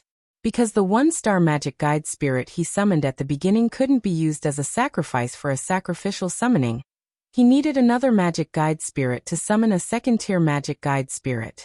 Although Silent Duels paid attention to a short and fast rhythm, if this rhythm couldn't be set, finding a way to summon a high-star magic guide spirit was also an option. Hierro pointed the magic guide card at the field. The magic guide spirit in the card turned into light and landed on the ground. It was actually a long snake. Hierro seemed to be very fond of snakes. The first 2 magic guide fairies he had summoned were both snakes. However, the second one was slightly smaller and was only a 2-star magic guide fairy. However, its body shape was very special. Its scales were as smooth as mirrors, and its body was slender and enchanting. On its neck was a leather pouch that looked like a sachet. A sweet aroma emanated from the leather bag. After a slight pause, this 2-star long snake opened its mouth and let out a long hiss. Although there was no sound, the leather pouch under its neck opened a little, and a faint smoke came out of it and spread in all directions. If he could make a sound, Sarah would definitely remind her elfin not to inhale. However, this was clearly not the time to do so. After the skeleton beauty snake absorbed the smoke, it actually gave up on the yellow snake and turned around to pounce on the two-star snake on this side. However, although the skeletal beauty snake's body was seduced, the soul of alluring woman that came out of the skin folds on its neck was still entangled around the khaki snake. It was as if it was being haunted, making it unable to move. The skeleton beauty snake split into two just like that, and its main body fiercely crashed into the two-star long snake. However, the smooth scales of the two-star long snake refracted a light mirror that was 2 meters long and wide, blocking the skeleton beauty snake's impact. Even though the light mirror was shattered, the skeletal beauty snake's body was still stunned by the reflected power and remained in place. For a moment, the magic guide fairies on both sides stopped. The outcome of a duel often depended on this change of thought. In the current situation, although Sarah had one less magic guide fairy, she clearly had the advantage. On the contrary, Hierro, who had summoned an extra magic guide fairy, was at a disadvantage. However, once Hierro summoned the second-tier magic guide fairy, he would most likely be able to reverse the situation in an instant. It was a pity that his intentions were too obvious. As a result, Sarah easily noticed it and immediately began to summon the Sphinx cat. As the familiar black cat was summoned, Dake, as a bystander who had activated God's view, already had a judgment of the outcome of this duel. And as expected, the Sphinx cat quickly ran in front of the khaki-colored snake that was haunted and stepped on its shadow. The Sphinx cat's golden eyes suddenly lit up. Sure kill skill, Shadow Stomp. After the 3-star snake's shadow was nailed, the outline of its body was also completely nailed. It was already stiff because of haunted, and now it was completely unable to move. However, yellow-haired Hierro had yet to realize the crux of the problem. He looked at his magic guide fairy that was locked there, and his expression was still relaxed. This sacrificial summoning spell that he was casting did not stop at all. Perhaps in his logic, even if the 3-star snake was controlled by a sure kill skill, it would not prevent him from offering it as a sacrifice. Sarah's Sphinx cat was indeed effective when taken by surprise.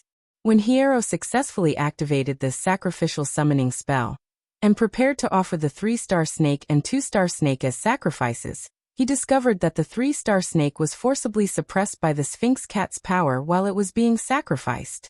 The sacrificial summoning failed because of this. Sarah was not going to let it go. She immediately injected magic power into the skeletal snake beauty magic card in her hand. She used this method to stimulate the skeletal snake beauty, reminding it that it was time to move. The original body of the skeletal snake beauty, which was stunned in place, shook its head violently twice and finally remembered that it still had a mission. Its eyes gradually became sharp. At the moment when Hierro was stunned by the failure of the sacrificial summoning, it used its bony tail to fiercely slap the 2-star snake in front of it. Then it accelerated rapidly and pounced on the yellow imp hiding underground.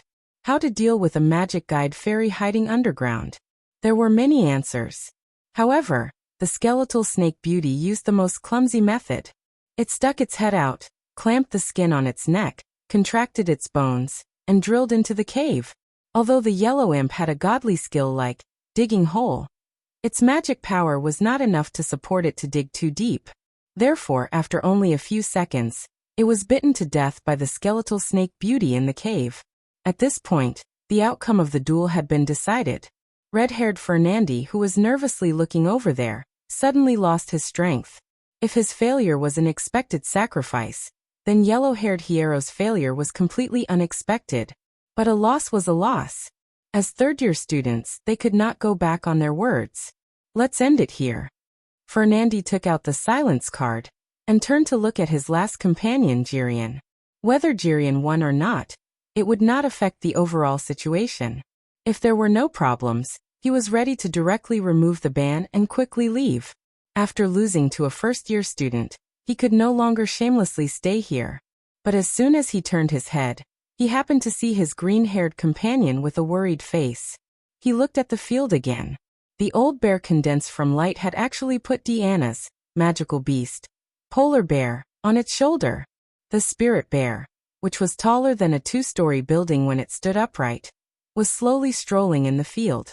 It looked very leisurely, like a farmer patrolling the farm. But if one looked carefully, they would find that every step it took was stepping on the head of the green little ghost. The green little ghost ran and jumped, completely being played with in the palm of its hand. As for the green wind mantis, it had been slapped to death by the spirit bear. Yay! The moment Fernandi removed the silence card, Deanna's cheers rang out. The spirit bear's performance surprised her. Without the command of its master, the old spirit bear actually relied on its own spirituality to carry the little bear, in its eyes, and then used it as bait to lure the green wind mantis out.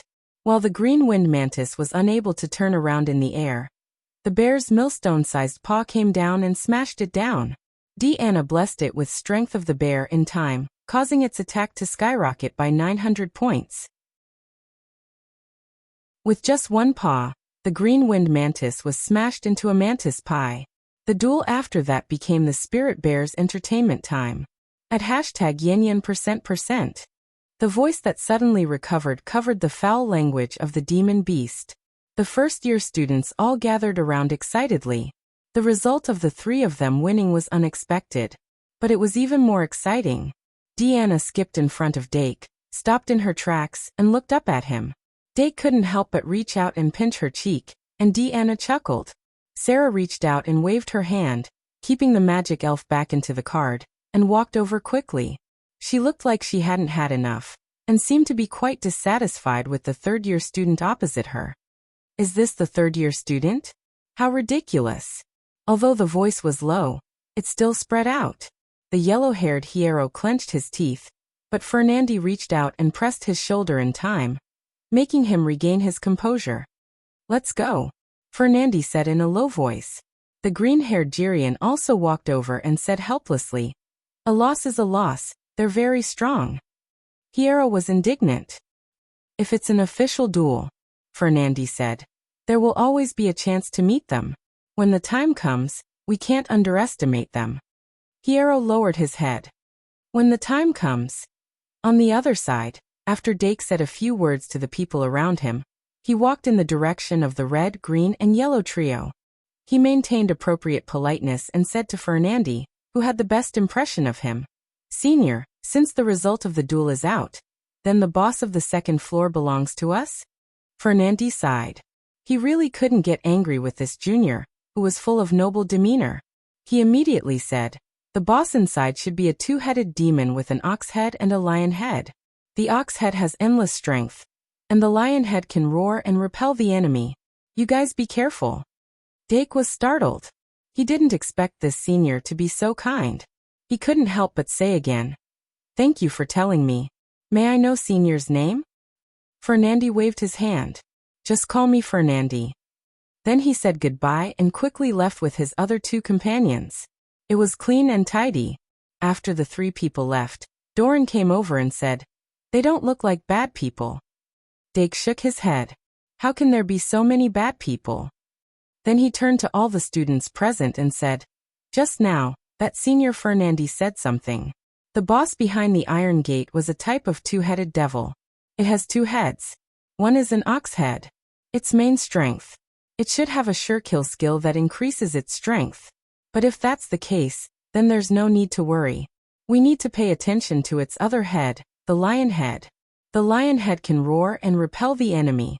It's most likely an area control skill.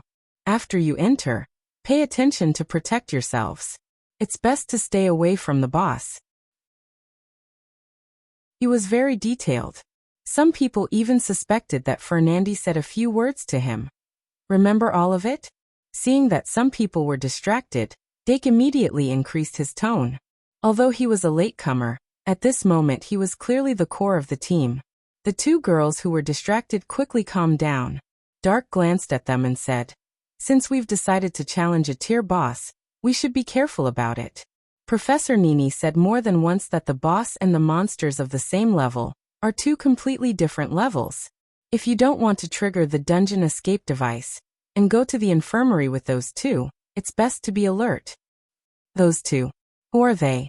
Saraswati suddenly asked. Dake realized that he had let it slip, but his expression didn't change. You don't need to worry about that. Get ready to open the door. The demon beast's evolution duration was only about 10 minutes. If they wanted to rely on its power when fighting the boss, they couldn't delay it any longer. But his skill at changing the topic was clearly not up to standard. Sarah's group and Doran's group only glanced at the AI Ma who appeared alone, and suddenly understood. However, after whispering to each other, they became more cautious. Professor Nini's leadership was too confusing. It always made people feel that the dungeon was just so-so. Those dangerous monsters that appeared in the classroom also didn't appear. It almost made people think that this was a real spring outing. 1 minute later, 3 groups of 10 people each summoned at least one magic guide elf, and came in front of the iron door. Dake asked the Diru beast to put the backpack on the wall, and took a step forward. Then he waved his hand and asked the demon beast and the spirit bear to push the door together. The iron door of the treasury didn't have a key. If they wanted to enter, they would have to push the heavy iron door open. The demon beast went forward to try, but it couldn't push the door open by itself. Roar. The spirit bear patted its chest and strode forward. The spirit bear's basic attack was 1700. With the buff from bear's strength, it was forcefully raised to 2,600 points. It had already surpassed a 5-star magic guide elf, and reached the level of a 6-star magic guide elf. With the 2 magic guide elves working together, the heavy iron door finally moved. As the iron door on one side was pushed open, light shone into the room. The 2-headed demon sitting on the throne suddenly opened its eyes. 4,000/8,000. Chapter 354. Every boss in the Shungmalian underground city was not born without roots. They were all manifestations of history, leaving behind a thick and heavy stroke in the wheel of time. Terran Leon Kane Sartre had no idea what his past had been like. But the instinct to fight was still lurking in every cell in his body. When he sat on the pale throne made of bones, he would occasionally hear the horns and sounds of fighting on the battlefield. Broken memories entangled his heart, making him fall into eternal darkness in his memories. Until the iron door of the treasury was pushed open. The white light that shone through the crack of the door made him feel disgusted. But when the sense of disgust rose, more memories leaked out from the crack. It was the season of the scorching sun. A city shrouded in black fog. The roars of demons and the low growls of the undead raged on the battlefield as the black fog spread. Blood, sacrifice, slaughter. https://m. VIP can't you? VIP. When darkness covered the sky, the world would never be able to see daylight. The glory of the demons would sweep across the continent. Conquer. Conquer. Conquer. The ox head named Talon and the lion head named Leon suddenly opened their eyes under the stimulation of the white light. The ox head's eyes were as red as blood, filled with madness and killing intent. The lion head's eyes were as brilliant as gold, containing reason and pressure. The 2-headed demon known as Talon Leon Kainsart was sitting on a throne made of bones. His blood-stained dark red axe leaned against his side as he quietly waited for the arrival of the uninvited guest. 10 first-year students passed through the crack of the door. Behind the iron door was an ancient and glorious hall. The empty space, more than 20 meters high, made the young students feel as if they had entered a kingdom of giants. The pillars standing in the hall were thicker than several people hugging together, and the walls exuding a stale smell were left with blurry murals. Although their value was greatly reduced because they were too dilapidated, if one studied them carefully, they might still be able to taste the lingering charm of history.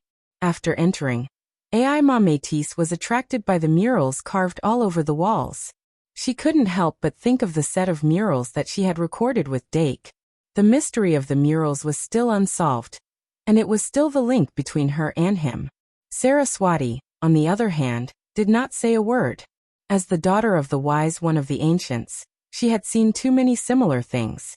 Ruins that were not rare enough could not arouse her curiosity. However, most of the students were still carefully hiding behind their magic elves as they watched the commotion around them. Dake took the lead, and Demon Beast took the lead. The moment he stepped through the iron gate, he felt as if he had stepped through endless time. The white light that shone through the crack in the door drove the darkness of the palace forward. Half of the hall was illuminated. This treasury was much more spacious than he had imagined. In the depths where the light could not reach, it was still pitch black. When one's gaze fell upon it, it was as if they were about to be devoured by the darkness. A faint sense of terror lingered in their hearts. Demon beast. Hearing the order, the demonic beast nodded slightly and immediately rushed forward. As a perpetual scout, the evil demon beast's instant teleportation allowed it to escape from danger at the fastest speed and return quickly. Sneaking into the darkness was like a fish in water to it. Dake stopped in his tracks and blocked the students who wanted to continue forward.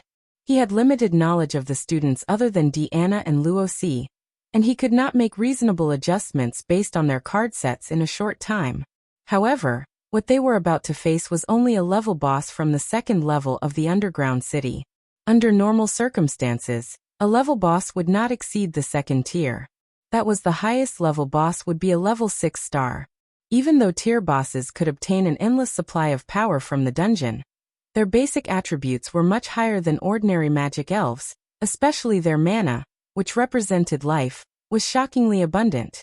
However, as long as it was within the range of the second tier, there would not be any fundamental changes.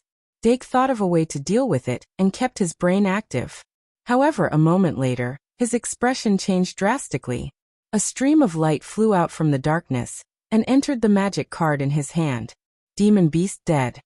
In just one exchange, the demon beast had died on the spot before it could even make a sound. Dake did not even have time to insert magic power to ask what happened. He saw a strong bloody light explode from the darkness. In an instant, the darkness was dispelled, and the crimson bloody light lit up half of the palace. It was like a sword, spear, sword, and halberd. The killing intent of the golden spear shot up to the sky. The 3-meter-tall two-headed demon was still sitting on the skeleton throne. However, the giant axe that was leaning on the side of the throne was lifted up by one of its hands and pointed straight ahead.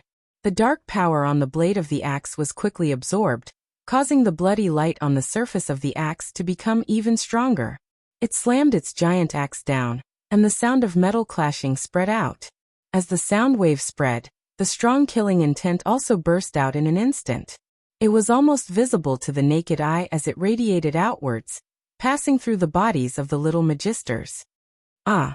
The 4 students in Sarah's group and Doran's group turned pale instantly. Among them, the girl from the School of Magic, who was still full of curiosity, held her head and trembled as she screamed. Her screams of fear caused the atmosphere to drop to the freezing point. The girl from Doran's group could not help but feel scared. Ah! A second later, the little fatty Pitten also screamed. However, when he let out his hoarse voice, the girl from Sarah's group stopped screaming. Although the other little magisters were so nervous that their foreheads were sweating, they forced themselves to endure. After all, the Shungmalian students were not ordinary people. They resisted the terrifying killing intent. If an ordinary person was here, they would have been paralyzed on the spot. Even so, the little magisters' hearts were still imprinted with fear. This is a tier boss. Dake's forehead was covered in sweat. The two-headed demon's aura was even stronger than the vampire Vlad's.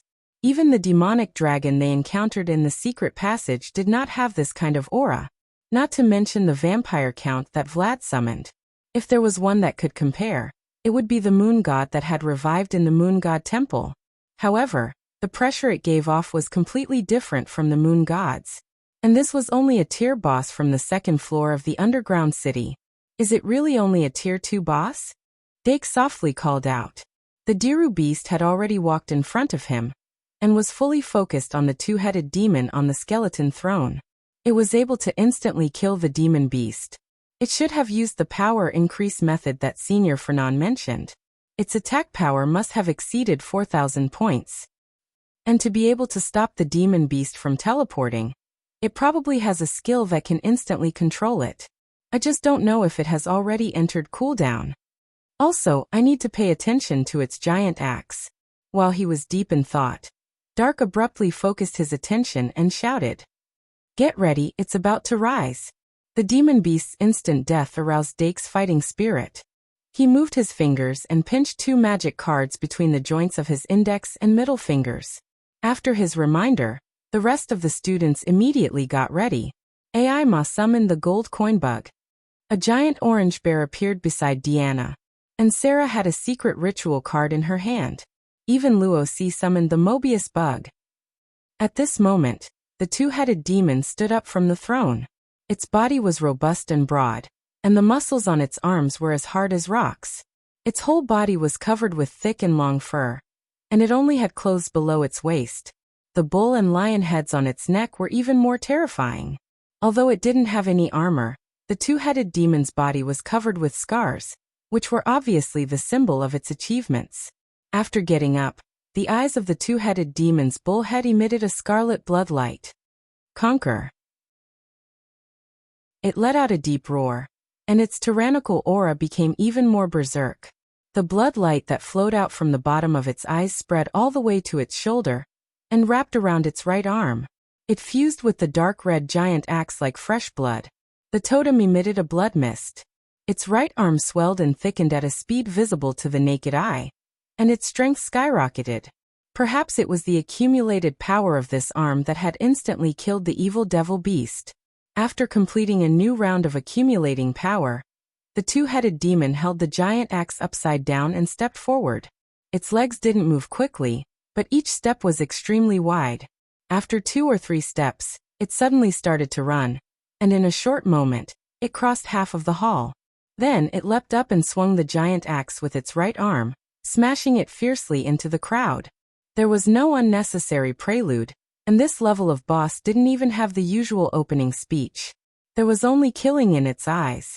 But the little mages who were prepared in advance scattered at Dake's shout. When the two-headed demon descended from the sky, there was only one person left under its shadow. Dake Dimming didn't scatter. He raised his head and looked at the two-headed demon that was descending rapidly, and his eyes were terrifyingly calm. He didn't know when it started, but he no longer panicked at this level of danger. Meow meow. There were 2 cats standing on either side of him. On the left was the gray meow meow, and on the right was the white deluded beast. The deluded beast had a calm expression, ready to attack. Meow meow was clearly eager to give it a try. It's time. The two-headed ogre began to descend. Dake calmly said, "Meow meow, stellar transposition." As soon as his voice fell, he and the deluded beast retreated, leaving Meow meow to face the terrifying two-headed ogre alone. Meow. Meow meow's cry was unprecedentedly excited. It stomped its feet, and its petite but agile body stood upright. It fearlessly faced the two-headed demon that was emitting the aura of a mountain, and slowly raised its hands. Although the scattered little mages had already been informed by Dake, when they saw the mantis trying to stop a chariot, they were still shocked. The lion head of the two-headed demon revealed a shocked expression, and the ox head became even more violent, as if it was completely enraged by the little cat's provocation. The blood mist on its right arm exploded, and it actually expanded again. But when Meow Meow saw this, it licked its lips and revealed a bloodthirsty expression. A white light bloomed from its palm, gradually enveloping its entire body. Divine light gathered in his languid eyes as he stared at the rapidly descending axe. Meow. A loud shout. Meow Meow raised its hands, and actually used the bare-handed blade catch method to catch the axe. Its 2 palms clamped the axe's blade, making it unable to move. Light swirled in its palms, and the magic card's attack value rapidly increased. It had already exceeded 4,000 points. Moo. The two-headed demon's 2 feet finally landed with a loud bang. The earth shook. The ox head roared in surprise, and its right arm frantically exerted strength. But no matter how much strength it exerted, there was a strange feeling of softness at the point of exertion. And the gray-furred Meow Meow was exerting its strength to its heart's content, using the borrowed strength from the ox head back to the ox head. Everyone looked as if they had just seen a ghost. The petite Meow Meow clamped the two-headed demon, and used it as a base to lift the two-headed demon holding the axe. Even when its 2 feet left the ground, the two-headed demon was still unable to react. After its heavy body was lifted, it spun in the air, and then was smashed to the ground without any resistance. At that moment, the two-headed demon felt as if it had fallen into a dream. But the huge impact it felt when it was smashed to the ground was not fake. There was a delay of almost half a second. Both of its heads howled at the same time. Boom. The entire hall trembled because of this. Like a magic fairy, the magic power that made up its life force instantly fell. The two-headed demon's murderous aura was forcibly smashed apart. Even though it still had plenty of magic power, its spirit had been destroyed, and it no longer had the awe it had when it first appeared. Meow. After completing this feat, Meow Meow suddenly let go of its hands and flipped backward. After landing, it put its hands behind its back like a grandmaster, and its aura was awe-inspiring. The little Magus, who had been keeping his eyes on it the entire time, suddenly saw a blur in his eyes. He actually saw a dark red giant axe in the other hand it had extended. Even when the two-headed demon was smashed to the ground, it did not let go of the two-headed demon's giant axe, but it had inexplicably appeared in its hand. Meow Meow revealed a proud smile. It could feel that this giant axe contained a very strong power. If it could use this power in its own equipment, but its palm suddenly became empty. The giant axe in its hand had been taken away. Meow. Meow Meow was about to become angry when it saw the Dilu beast holding the giant axe, and like lightning, it rushed towards the two-headed demon that was about to get up. With the Holy Ring's support, the Dilu beast's attack power had reached 2,400. Naturally, it was impossible for it not to use an axe. While it was running, its eyes overflowed with blood. It flowed down from its eyes, wrapped around its arms, and merged with the giant axe. Boom! The blood mist exploded. The Dilu beast's arms swelled, and its power increased sharply. His 2,400 attack power had increased to 3,400 in an instant. But its magic power was also quickly draining. 8,000/8,000. Chapter 355. From the feedback from the magic card, Dake suddenly understood. Originally, this giant axe was the two-headed devil's greatest reliance. This giant axe could absorb life force and transform it into power. At the same time that the Diru beast's strength increased by 1,000 points, its life force and magic power were also rapidly depleting. The reason why it was still able to move around was because of Dark's magical power. Coupled with the fact that the giant axe was damaged, the situation became even worse. Although Dake wanted to transfer his magic power to it, there was a limit to the speed of transferring magic power through the magic card when the magic fairy was summoned. The Diru beast was a 4-star magic fairy. Its normal consumption was 4 points of magic power per second. The limit of transferring magic power through the magic card was 8 points of magic power per second, which was twice the normal consumption.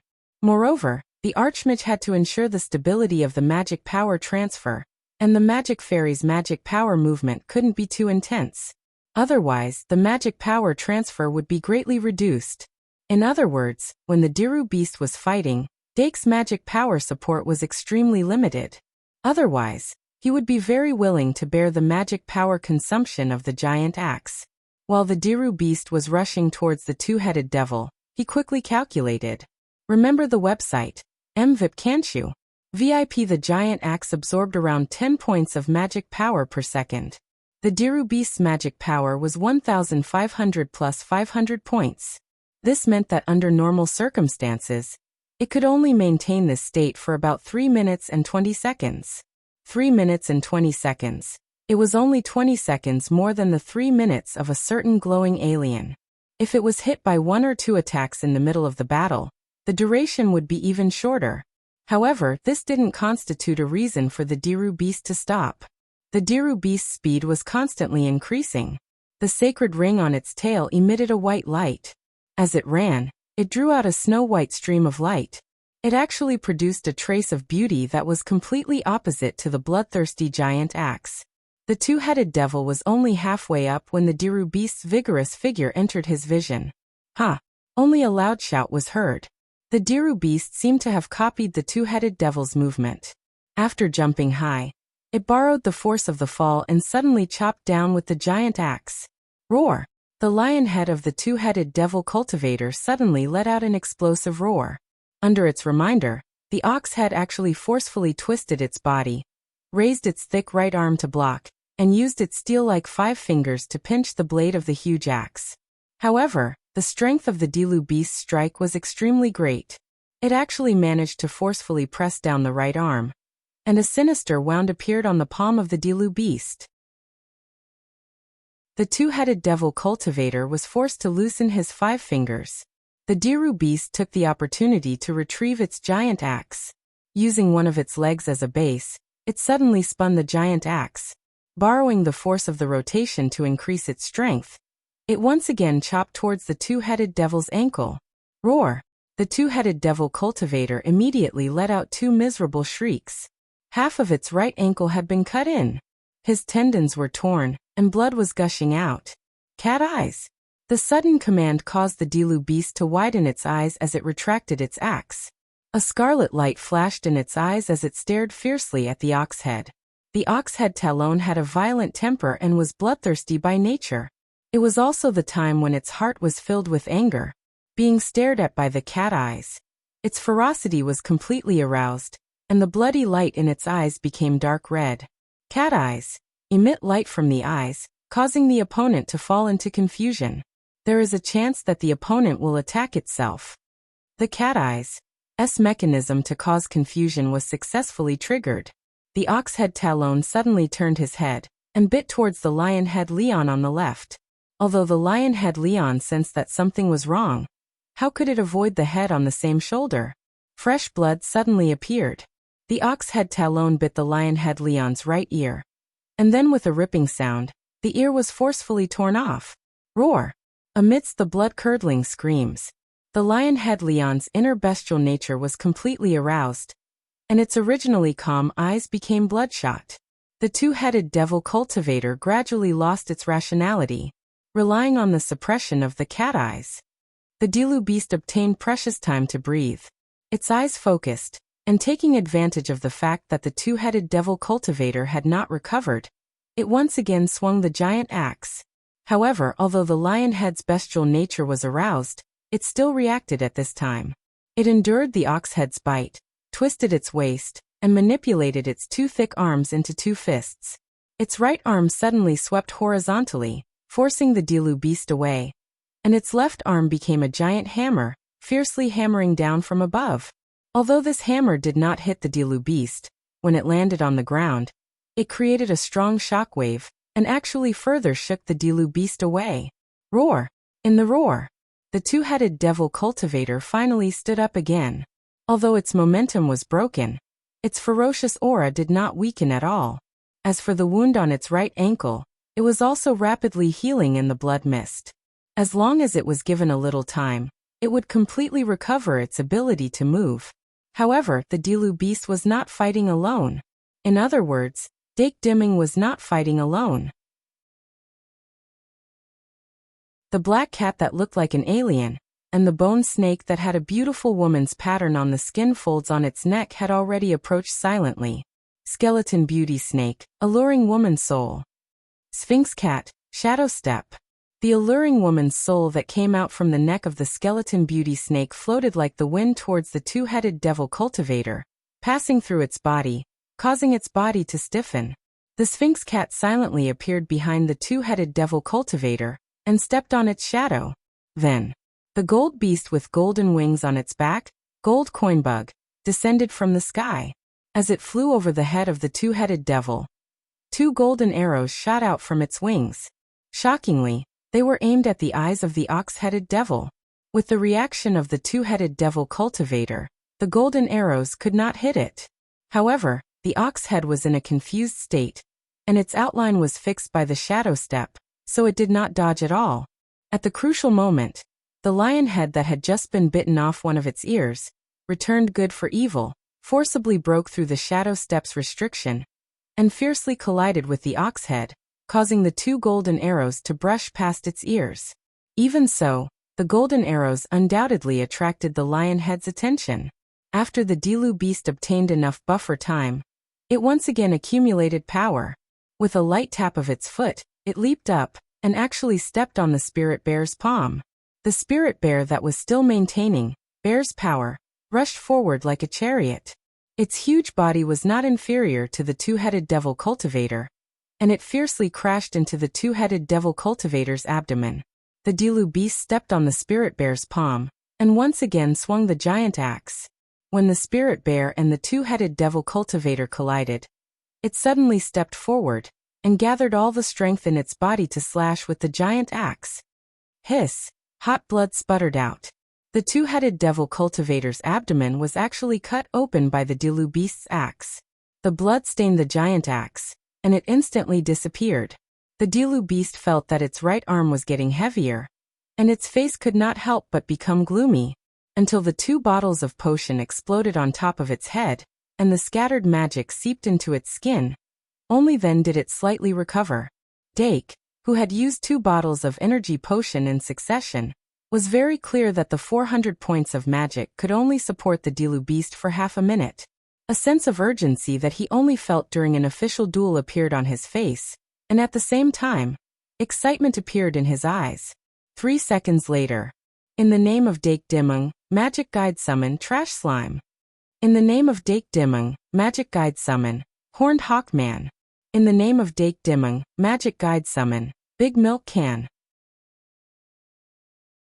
When the cute pink milk cow appeared at his feet, more magic guide fairies rushed from the surroundings, and they all joined the battle.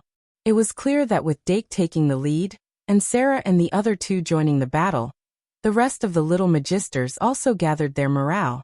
Although their magic guide fairies might not be of much use in this boss fight, but if they joined in, it would also bring them some mental benefits. Dake stretched out his hand and pressed on the Big Milk Can's head, gently stroking its soft fur, and whispered, "Big Milk Can, turn round." The opponent was a boss with high HP magic, and they only relied on the Dilu beast's 3 minutes to win. The magic weakness of the multiform monster would also be magnified at this time. Only the Big Milk Can could win. Moo Moo Heartsuit. The Big Milk Can rubbed against Dake's palm, but it rubbed its hands together, and a bottle of milk appeared. After Dake took the bottle of milk from its hands, its face turned serious, and it used round. The Big Milk Can curled into a ball, and a layer of metallic luster lit up on the surface of its body, and its defense doubled. Very good roll. The Big Milk Can shook a little, and immediately began to roll. From slow to fast, it gradually accelerated. When it got closer to the 2-headed demon, its speed became faster. At this time, the Sphinx Cat's shadow step had been broken. Although the beautiful lady's soul of the skeleton snake was still useful, the restriction on the 2-headed demon's movements was gradually weakened, and the confusion effect caused by the Dilu beast's cat's eye had long disappeared. The 2-headed demon tightly covered the wound on its abdomen, and its 2 heads roared angrily. Bang! It only swung its right arm once, and all the 2-star and 3-star magic guide fairies were swept away. Even Deanna's spirit bear couldn't block its punch. Although it didn't have the bloodthirsty giant axe, it still seemed to have mastered a sure-kill skill that increased its strength. Every punch of its right arm was as heavy as 1,000 pounds, and the magic guide fairies were smashed into pieces one by one. If it wasn't for the fact that the spirit bear had a certain degree of physical immunity, it would have turned into magic and dissipated. Meow. The Dilu beast, who had recovered, stepped on the spirit bear's back, and accelerated all the way, leaping forward once again. However, this time, when it swung its giant axe down rapidly, the bullhead suddenly raised its head, and actually used its 2 horns to block the giant axe, supporting it in the air. The same move can only be used once against the demon. The lion head's face was cold, and the blood that flowed out after its right ear was bitten off made it look even more ferocious and terrifying. When the little magisters suddenly realized that this second-grade boss could actually speak, the Big Milk Can's first attack had already fiercely hit the 2-headed demon's calf. It was just a weak attack, and the 2-headed demon didn't pay too much attention to it. Its attention was more focused on the Dilu beast. Or rather, it was on the giant axe in the Dilu beast's hand. Time to return it to me. The 2-headed demon suddenly raised its hand, and grabbed the handle of the giant axe. Whoosh! A gust of gloomy air whistled past. That beautiful woman's soul once again pierced through its body, causing its body to uncontrollably freeze for a moment. However, the lion head roared again, and its body regained its ability to move. The sure-kill skill of a mere 3-star magic guide fairy was greatly ineffective against a 6-star 2-headed demon. However, the Dilu beast seized the opportunity, and kicked the bull head, using the reaction force to fly back. Spirit Bear. The Spirit Bear immediately raised its hand and caught it. This unforeseen event caused the two-headed demon, who originally thought that the giant axe was at its fingertips, to surge with anger. Its right hamstring had already healed, and it immediately took a step forward, preparing to charge forward. However, with a bang, the milk jug rolled and hit the back of its foot.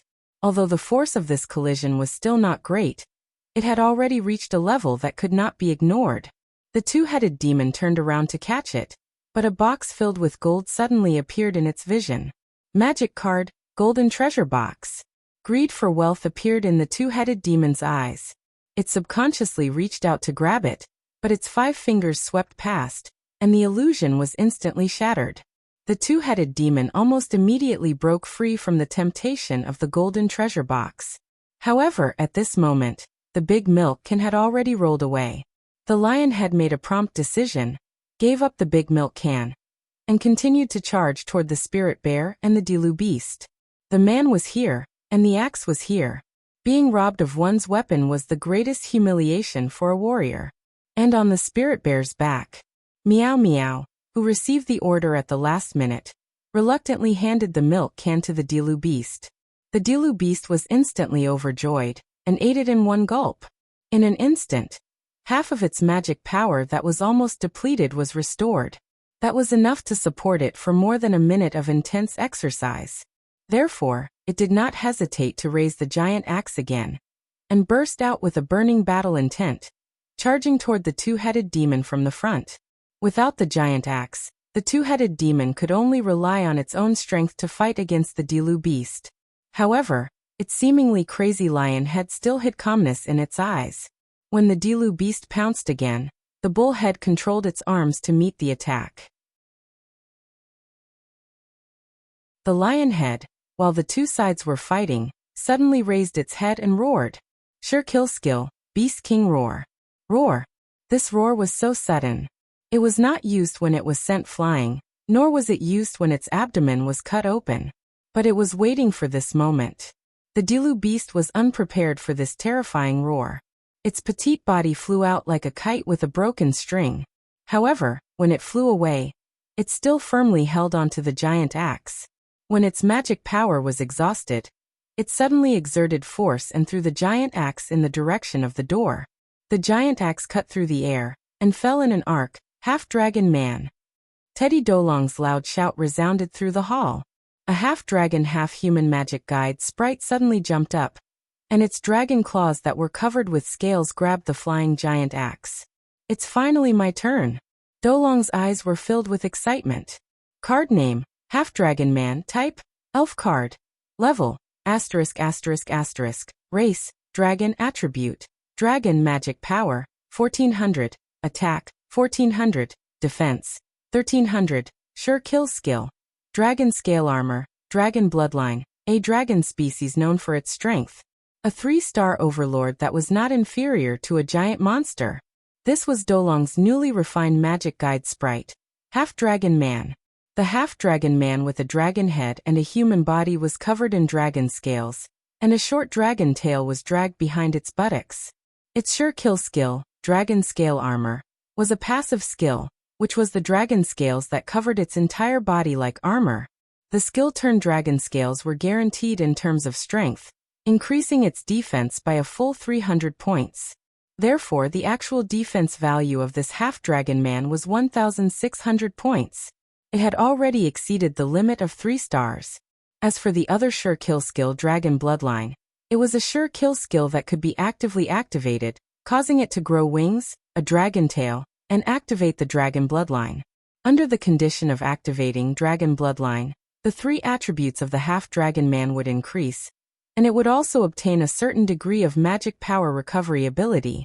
Although the recovery ability was not enough to offset the damage caused by the giant axe, but it could undoubtedly make it more durable. Under Dolong's order, the half-dragon man raised its giant axe and charged forward. In the process of charging, it activated dragon bloodline, and its speed suddenly increased by a lot. While the two-headed demon was boiling with anger, it did not hesitate to abandon the undying giant bear, and waved its right arm to punch the giant axe that the half-dragon man was slashing at it. Bang! At this moment, a clear gap appeared between the strength of the two sides. Even with the giant axe in its hand, the attack of the half-dragon man only increased to 2,400 points. Compared to the two-headed demon whose basic strength was at least 3,000 points, the gap was huge. The giant axe was smashed to the ground. Half-dragon man. Dolong's scream was heard. But as the giant axe fell to the ground, the two-headed demon had already grabbed the half-dragon man's shoulder, threw it up, and smashed it down. Bang! With only a loud sound, the half-dragon man turned into magic power and disappeared. And the dark red bloodthirsty giant axe finally fell to the feet of the two-headed demon. It's time to end this. After a series of unforeseen events, the bullhead Talon's fierceness was restrained, and the lionhead Leon's dignity had gained the upper hand, and at the same time, it had obtained the sovereignty of this body. It manipulated its body, bent down, and reached out to grab the handle of the axe. Rumble! Just as it bent down, the third rolling milk can suddenly crashed into it from behind.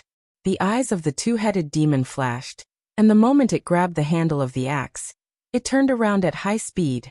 The giant axe swung in a semicircle, and like lightning, it swept towards the milk can that was attacking from behind.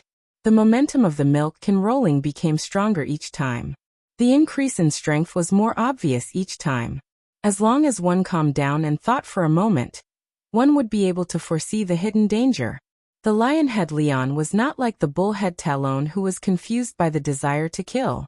It analyzed the danger in an instant, and chose to strangle it midway. However, the moment it turned around and swung the axe, its expression suddenly changed. It only felt that its whole body was soft, and the strength of the axe was reduced by 50%. Although the axe hit the rolling milk can, it was completely unable to stop it. Instead, it helped the milk can change the direction of its rolling. The milk can successfully completed its third roll and immediately became a yo-yo. The two-headed demon recovered its strength in an instant. Its 5 fingers suddenly tightened, and as it raised the giant axe, its gaze turned to the human closest to it. The golden-haired youth who was standing calmly now had 2 more magic elves by his side. One was a 3-star magic elf, Kettle Kettle. The other was a magic guide elf that had been upgraded to 2 stars, Ivan. After more than an hour of cooldown, Ibu's Pride 2 New was once again in a usable state. When the two-headed demon noticed him, it suddenly trembled inexplicably. The lionhead Leon finally realized where the core of this group of uninvited guests, the biggest threat, was. Mu. The bullhead Talon, who had regained his bloodthirsty axe, was once again filled with the desire to kill. Without hesitation, it ran toward the Dake Demung. The giant axe in its hand was already raised, and it was determined to chop it into minced meat. However, with a flash of light, a pitch-black ball appeared in front of the Dake. Mobius, I'm counting on you. Luo C clasped his hands and prayed hard. Sure kill skill, Mobius strip. A 7-colored halo bloomed from the pitch-black ball, and as it rotated, it spread out a huge force field, enveloping the two-headed demon within. When the two-headed demon's giant axe fell, it was as if it had sunk into a quagmire, unable to move an inch. Obviously, the impact of its downward slash had been completely absorbed, and above the Mobius worm's head, a one quietly appeared. The sure kill skill of the Mobius worm, the Mobius strip, had a very interesting characteristic. Once one entered the force field produced by the Mobius strip, regardless of the force produced by the action, it would be absorbed and transformed by the force field. Even if one wanted to retreat, they would be squeezed by the force field. Rather than calling it a defensive skill, it was more of a control skill. The two-headed demon was completely controlled by the force field, and its movements were as slow as a snail's. Under such circumstances, after the milk can made a circle, it rolled once again. The fourth roll. The fourth roll under the circle state. The sure kill skill, roll, which had a base power of 30, had been raised to 480. With the milk can's 1000 points of attack, it used a sure kill skill with a power of 480. It was roughly twice the power of the death claw of the demon beast with 2000 points of attack. or the power of a two-headed demon with 4,000 plus attack power, using a charged strike. When it rolled over, the milk can's body was already surrounded by a strong wind, making it like a windmill. Very quickly, it charged into the range of the Mobius strip's force field. In almost an instant, the one above the Mobius worm's head jumped to 2. Then it was followed by 3, 4. Every time the number jumped, there would be a sound like a piano key being pressed. It could be clearly seen that the two-headed demon was also exerting its power. Cover your ears. Dake suddenly remembered the sound wave attack he had endured in the hidden space, and hurriedly gave the order. The little magisters were originally nervously watching, and now they all covered their ears as if it was a conditioned reflex. Then, when the milk jug finally collided with the two-headed devil, it turned around and returned. The 4 above the Mobius worm's head jumped to 5.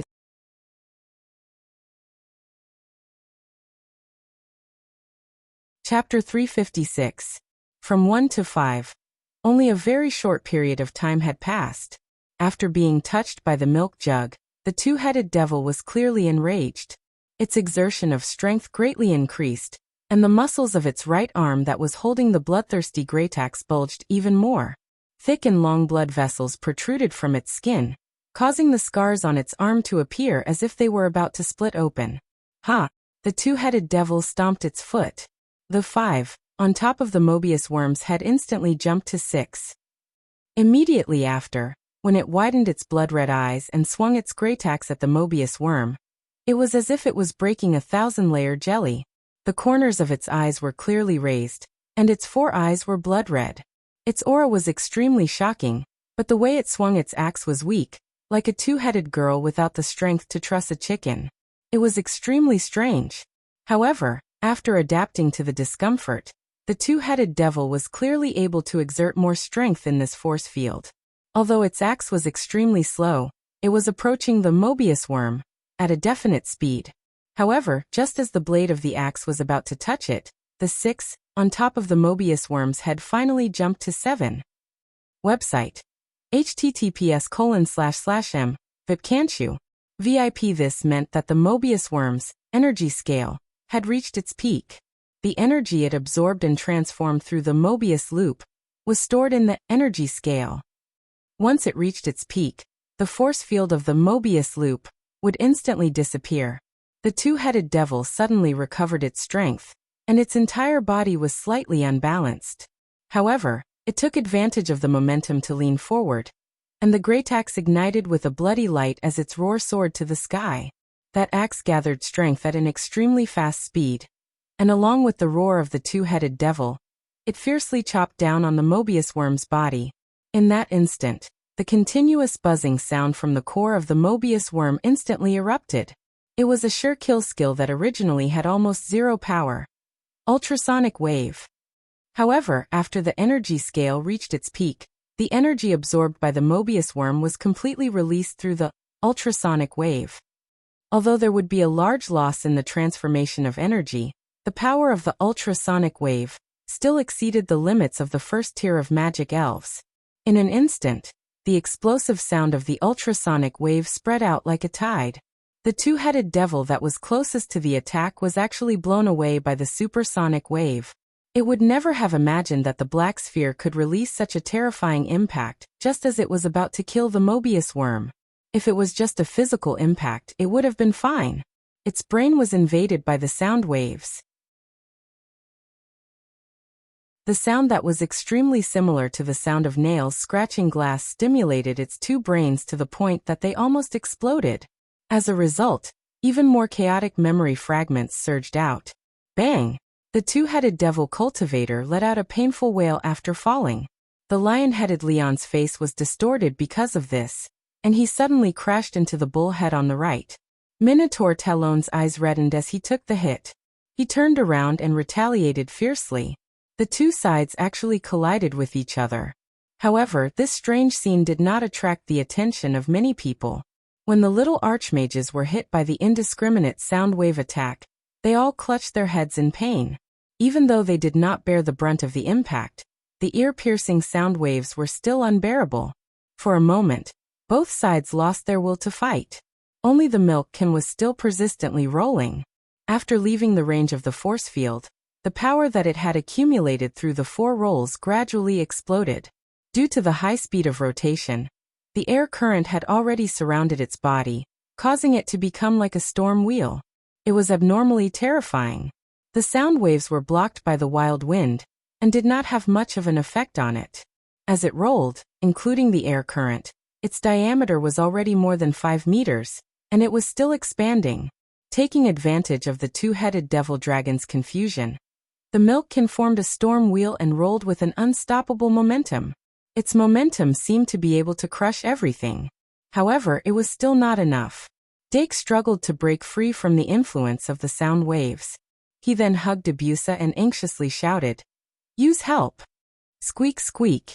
Ebusa squeaked softly. With the help of its master, it forcefully pulled itself together and clapped its front paws with force. Squeak, squeak. Squeak, squeak. Amidst the clapping, a snow-white light was emitted from its hands and instantly rushed into the milk can's body. The milkkin immediately felt a warm current enter its heart. As it felt the warmth, the energy in its body became more active. Its strength, which had already increased by 32 times, actually increased by another 50%. This meant that the power of its roll this time was a total of 1,440. This was almost 3 times the power of the 2-headed devil dragon's attack. When it was holding a giant axe, it could instantly kill a devil beast with 3 times the attributes. Unknowingly, the little mages had already forgotten the stabbing pain in their heads. All that was left in their eyes was the fearful storm wheel. The storm wheel, which had a diameter of more than 10 meters, rolled towards the 2-headed devil dragon with an extremely frightening momentum. The 2 sides had not yet gotten close to each other, but the raging storm had already attacked. The 2-headed devil dragon was stung by the storm, and finally woke up from the chaos. The ox-head Talon was still berserk, but the lion-head Leon's eyes were already filled with shock. Even in the battle of the devil race in the memory fragments, he had rarely seen such a terrifying magic. Recalling how the milk jug had rolled over and over again, a trace of fear suddenly rose in the heart of Lionhead Leon. The opponent was not an uninvited guest who had accidentally intruded. It was a crusader who had long prepared for this. However, when the wise Lionhead Leon had the intention to retreat, the berserk, Oxhead Talon had taken control of the body. Conquer. The Oxhead Talon raised his giant axe again. Facing the milk-can that could crush him into pieces, he actually let out a furious roar and rushed forward like a mantis trying to stop a chariot. Fresh blood had already dyed his eyes red. The desire to kill was once again boiling. It was as if he had returned to the battlefield when he was alive. Without hesitation, he rushed towards the most dangerous enemy. Kill. Moo. Under everyone's gaze, the 2 bulls collided fiercely in the palace. The dark red giant axe cut through the air, and a scarlet blood mist rose and exploded. The storm whistled and flattened everything. The 2-headed devil dragon's giant axe chopped down on the storm wheel, but it was only for a moment before it was swept away by the violent wind. The web between its thumb and forefinger was split open, and blood gushed out. Roar! It was a terrifying roar that seemed to force its life out. The 2-headed devil dragon actually launched a bull's charge when it lost its weapon. Boom! There was no suspense in the collision this time. The first to be crushed was the shoulder and arm. Then it was the other half of the body and the ox head that was close to the right. The remaining lionhead Leon let out a roar at the last moment of its life. The majesty that it had when it opened its eyes seemed to have never existed. Fear was rooted in its heart. However, it, who had already become history on the battlefield, was only facing death once again. The boss of the 2nd level of the underground city, the 2-headed devil dragon Talon Leon Cairn Sutter, was completely crushed by the milk can. There was not a single bit of material left. The 2-headed devil dragon directly turned into specks of magic power, blooming and disappearing like fireworks. Ashes to ashes, dust to dust. It entered the reincarnation cycle of the underground city once again. After this attack, the high-speed airflow around the milk can quickly disappeared. It dizzily tiptoed and spun around twice before sitting on the ground. The voices of the little magisters suddenly rang out at this moment. Dake had never used the milk can's roll in public before. No one knew that this cute milk can actually have such a terrifying killing move.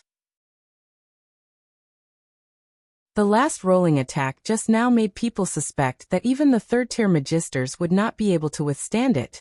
If this scene appeared in the new player competition, it would be enough to make all the spectators go crazy. Dake Dimming was really the star of tomorrow. Is it over? AI Ma Métis suppressed the shock in her heart and carefully walked to Dake's side. Dake frowned and carefully observed for a moment. He hesitated and said, "Should be?" This was because he really did not know enough about this level of boss. He also did not know if it had a secret rebirth technique, like the vampire Vlad. Therefore, he did not dare to make a judgment at this moment. However, Saraswati strode over and said casually, "Even its ashes were scattered. How can it come back to life?" Deanna said, "Ashes? Isn't it magic that was scattered?" With a wave of her hand, Rose recalled the Mobius worm, whose skills had entered cooldown, back into the magic card. The discussions became louder and louder, and the other students also came over.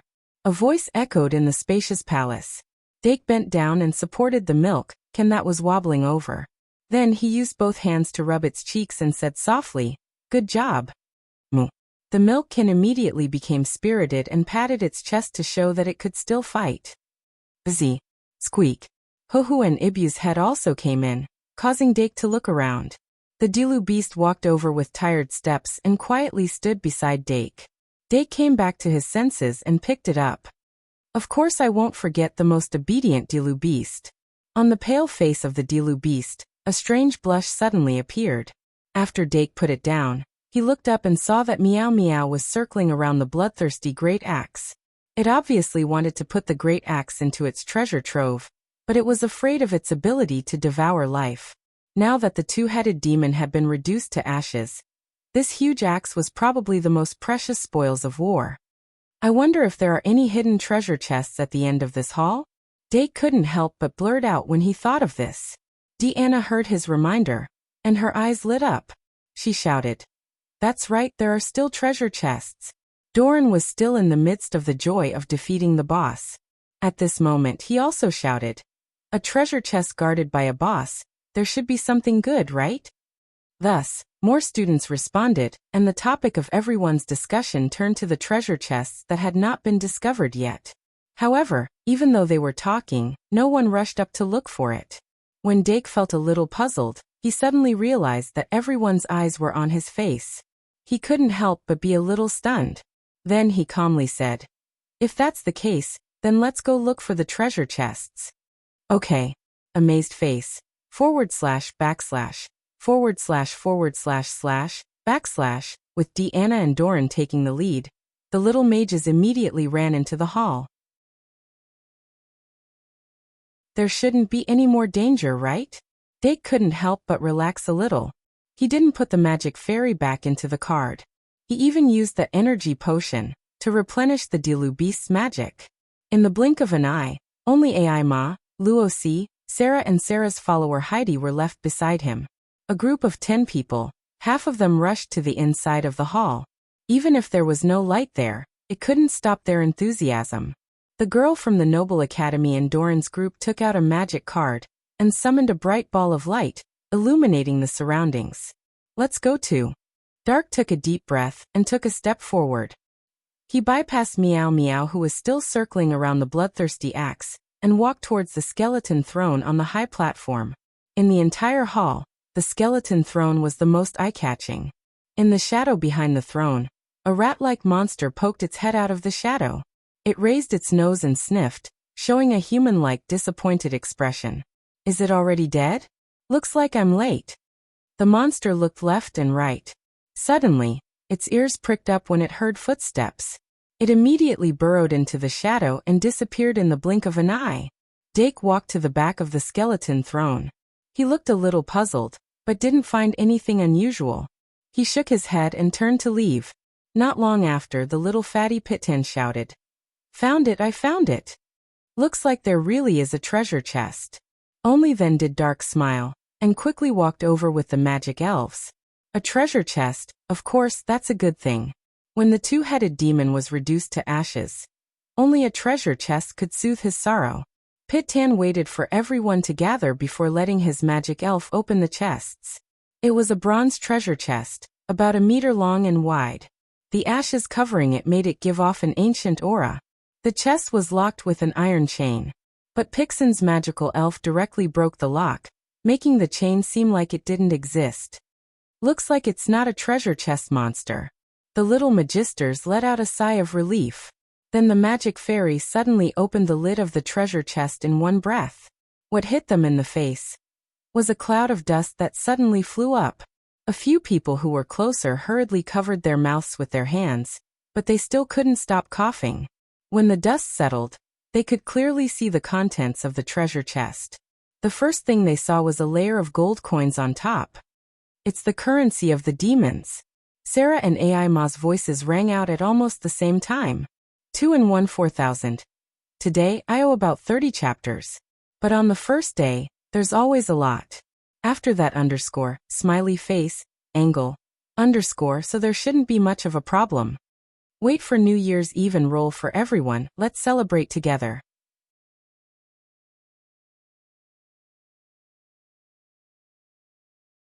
Chapter 357. Ever since the end of the war, the demon race's currency had completely disappeared from the market. The demon race's currency that most people collected at home was only there as spoils of war. However, there were actually two types of demon race's currency. One was the normal metal currency with a serial number printed on it, and the other was the magic crystal currency that only had the Demon King's head imprinted on it. The value of magic crystal coins was, of course, much higher than the normal metal currency. And the magic crystal coins that appeared in this underground city also had extremely high historical value. Sarah and AI Ma had done some research on this and were very interested. However, the other little magisters hoped to find some magic tools in the treasure chests. While most people showed disappointed expressions, Sarah and AI Ma quickly stepped forward, and each took out a magic crystal coin from the treasure chests to examine it carefully. How about I go and see if there are any other treasure chests? The little fatty Pit-Tan rolled his eyes and said, "Let's go. Remember the website, MFIP, can't you?" Six Doran waved his hand and excitedly led the way. After the two left, the atmosphere here became much quieter. Deanna stuck her head out and looked into the treasure chest. She reached out to grab a handful of magic crystal coins, but AI Ma patted her lightly, probably to tell her to take it easy. However, Deanna didn't care. She stuck her claws into the pile of magic crystal coins and dug deeper. She actually pulled out a bull's horn. This bull's horn was the size of 2 palms and couldn't be compared to the two-headed demon's horn at all.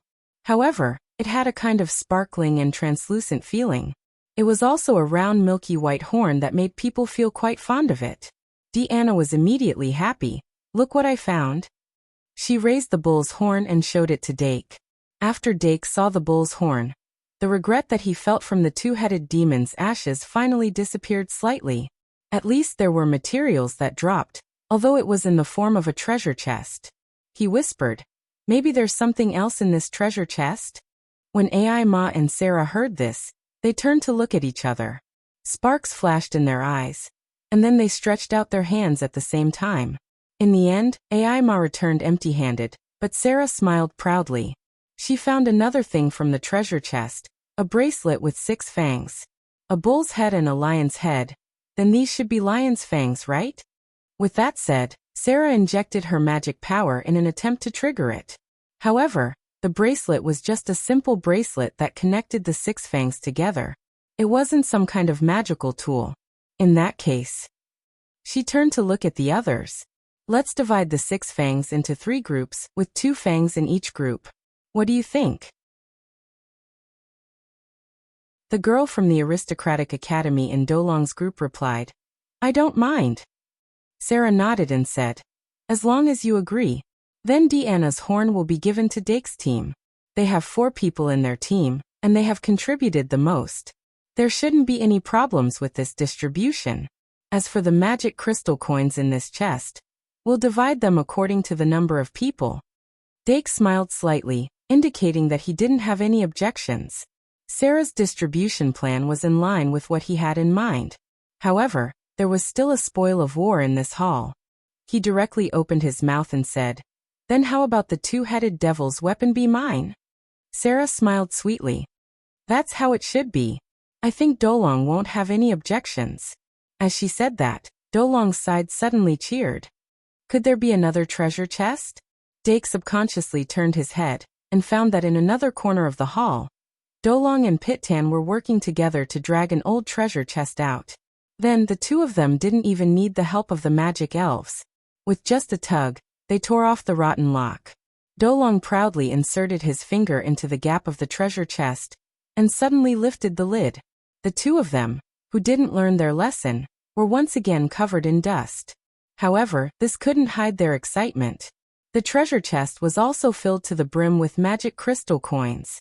Dolong imitated them and put his hand into the magic crystal coins, but after fishing for a long time, he only pulled out a stone. What is this? Looking at the strangely shaped stone in his hand, Dolong had a confused expression.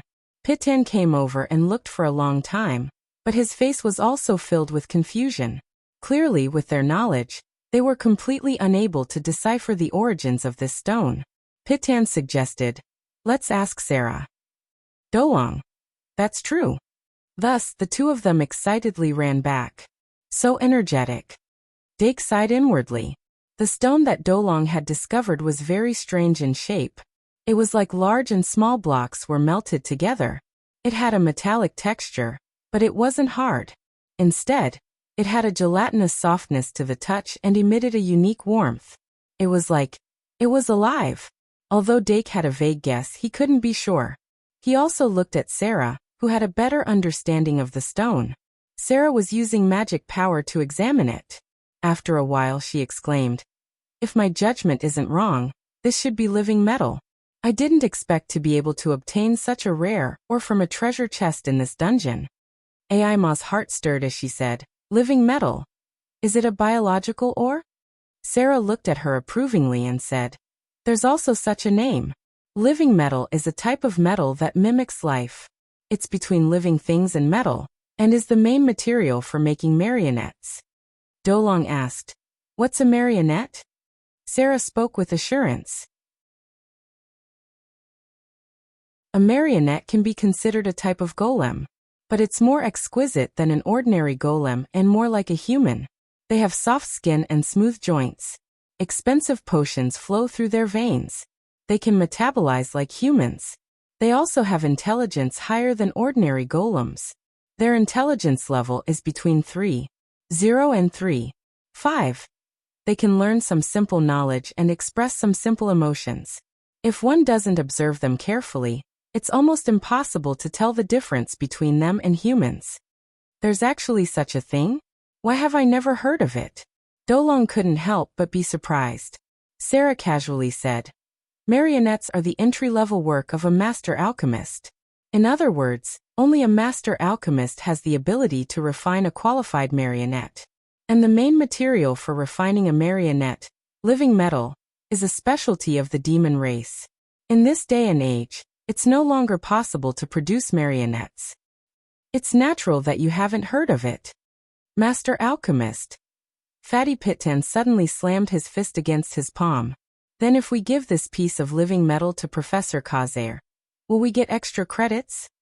Dolong's eyes immediately lit up as he said excitedly, "Pitan, this is a really good idea." "Good your ass," Sarah said disdainfully. "What can such a small piece of living metal do? A 3-inch man? 3-inch man?" But Sarah's mockery gave Dake a hint. He thought to himself, if we use this living metal to refine equipment. Of course, refining a steel elemental magic elf is also an idea. How about this? Dake decided, if you give this piece of living metal to me, I can pay credits. How about 1,000 per person? 1,000 per person? Pitten's gaze turned and he said in astonishment, then wouldn't that be 9,000 credits? Dolong nudged his arm and said with a smile, how can that be? 100 credits is enough. Hey, don't stare at me, don't stare at me. I'm just kidding. How can I ask Dake to pay credits?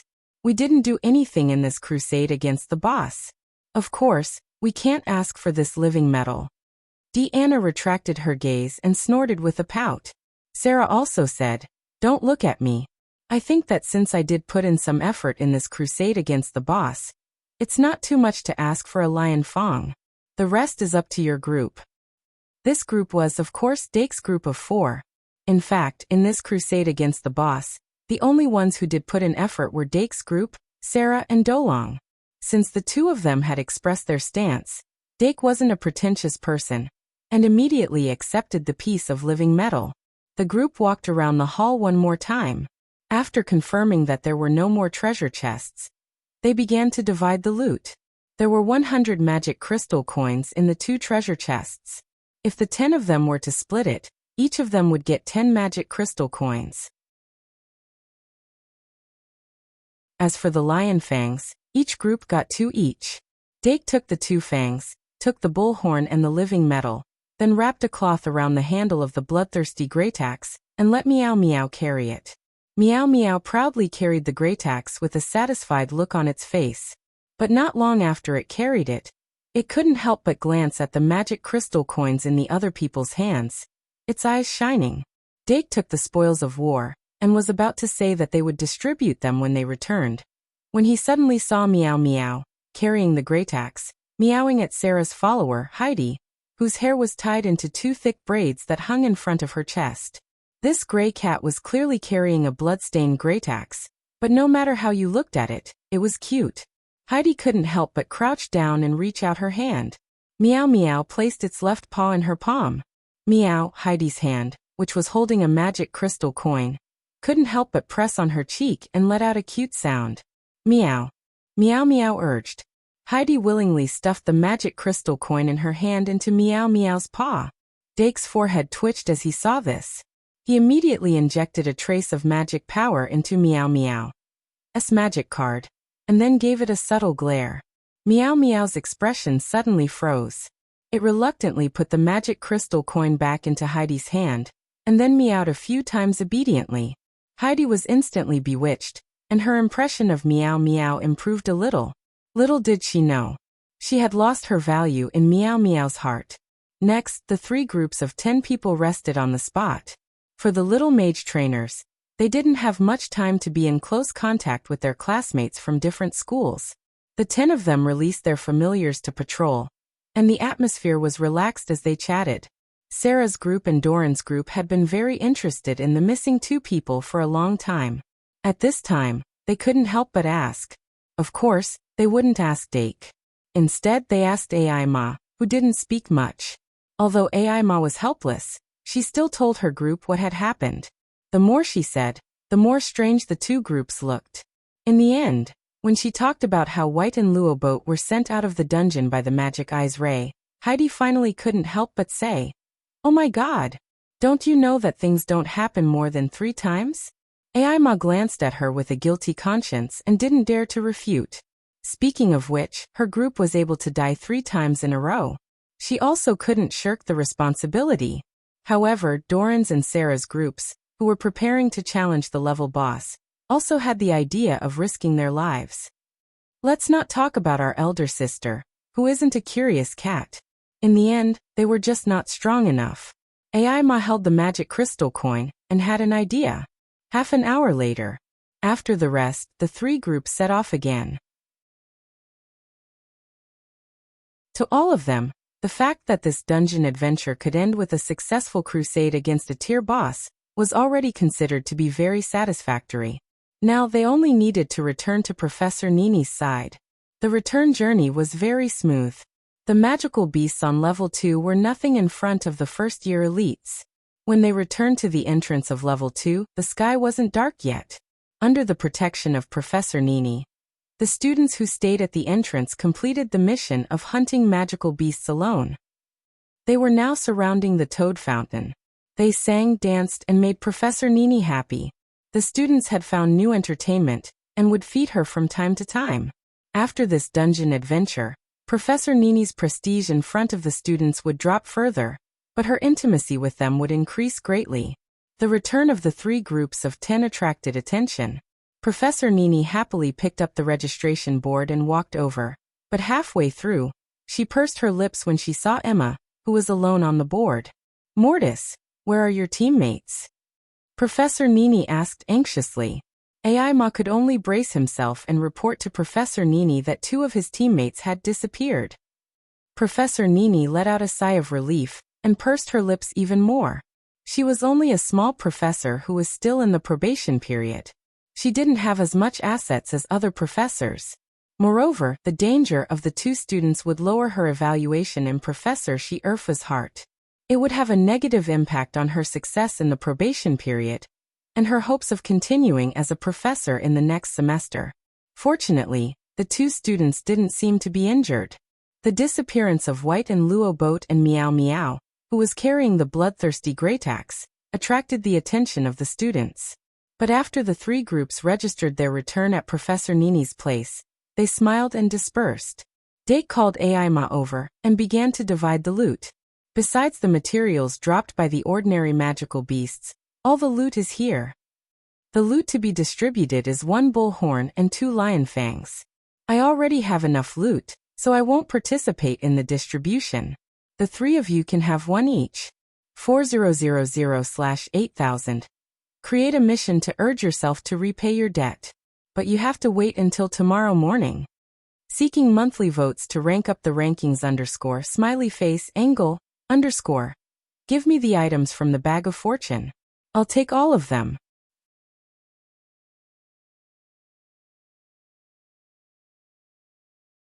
Chapter 358. Dake said as he put the horn and the lion's tooth on the cloth. The milky white horn was sparkling and smooth. There were obvious bloodlines on the inside of the 2 lions' fangs. Although they did not drop from the tier boss, the 2-headed devil, they seemed to be of a higher quality, making it difficult to guess where they came from. The other 3 people sitting around carefully looked at the 3 materials that could be used as the core of the magic alchemy, and thought carefully. After a while, Luo Si pointed at one of the lion's fangs and said, "Then I'll take this lion's tooth." There was only 1 horn, but there were 6 lion's fangs. She obviously thought that the horn was rarer than the lion's tooth, so she chose the lion's tooth. "No." Deanna immediately denied. "Besides Dake, you contributed the most. You should have taken this horn." Aima agreed. "Yes, I think so too." This. Luo Si couldn't help but feel troubled. "But even if I take it, it won't be of much use." They were all good kids. Dake said, "How can it be of no use? Although you didn't join the dueling club this semester, you will need it in your 2nd year. This horn has a very pure feeling. It suits you very well." "Yes." Deanna immediately nodded. "It really suits you." Luo Si was still hesitating. Aima slightly raised her voice. "It's like this. I'm not very interested in the horn and the lion's tooth. If you're willing to pay me some magic crystal coins, I won't take my share of the materials." Although magic crystal coins were expensive, there was still a gap between them and these rare materials that could be used as the core of the magic alchemy. It was just that Aima's need for magic crystal coins was higher than other materials, so to her, the value of magic crystal coins was comparable to the 2 core materials. If this deal could be reached, it would be beneficial for both sides. But Deanna didn't think so much. She just followed Aima's idea and asked, "Is 10 enough?" Emma smiled and nodded. "Of course it's enough. If you pay me 10 magic crystal coins, I won't participate in the distribution of these core materials." "Then it's a deal." Deanna nodded and turned around to count 10 magic crystal coins from her backpack. She and Luo Si's magic crystal coins were placed together.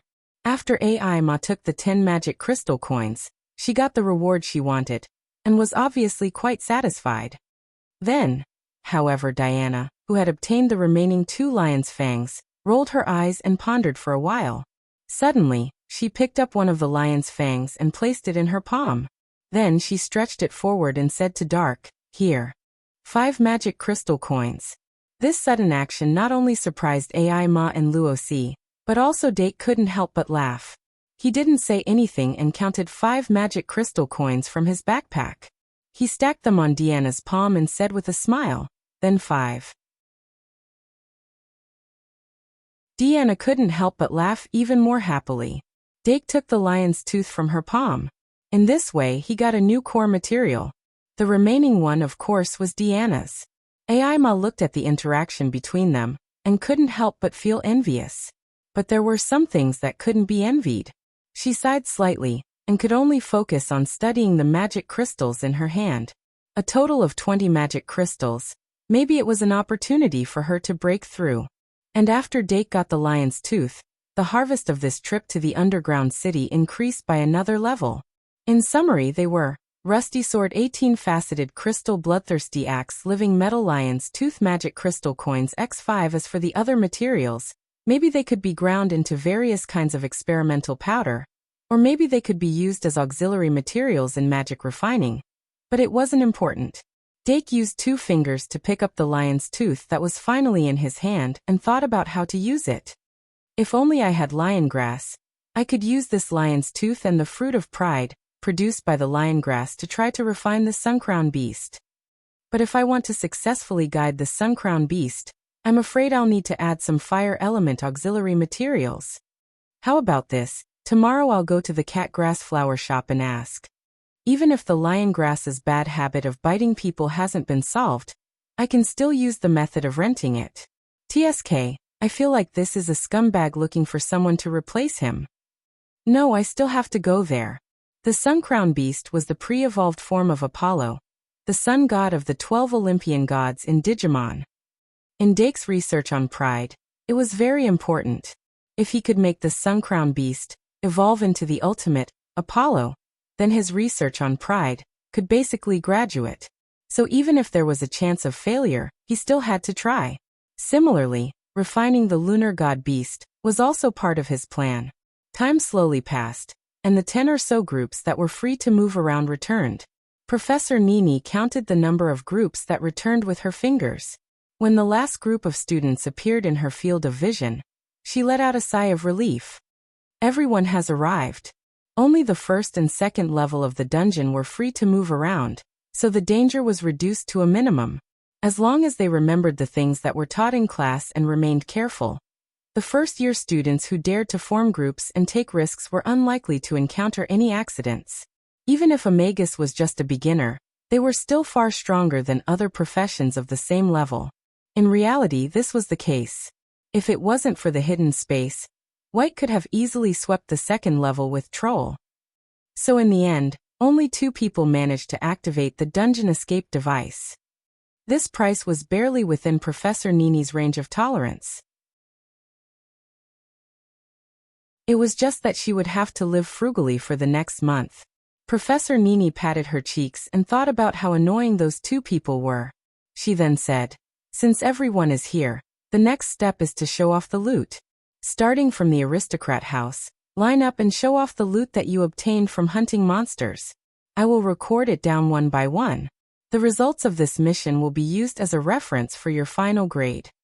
The students already knew about this, so they were just whispering. "Let's go first." Dake didn't decline and let Meow Meow carry the bloodthirsty axe to show off. The students had already seen the axe, but only when Dake officially announced it did they finally realize that Dake and the others had successfully hunted a boss. The result of this battle was astonishing. Then Deanna and Luosi went up. Then it was Doran's group. The whole process was very fast. Basically, everyone went up and came back down. Not long after, Professor Nini completed the whole registration process. She looked at the recorded content and was quite satisfied. If I tell Auntie Shi-Erfu that my students successfully hunted a boss, she will lessen her reproach for me, right? Finally, under Professor Nini's lead, the first-year students returned to the entrance of the first level faster than when they came and stepped out of the door. The sky was already dark.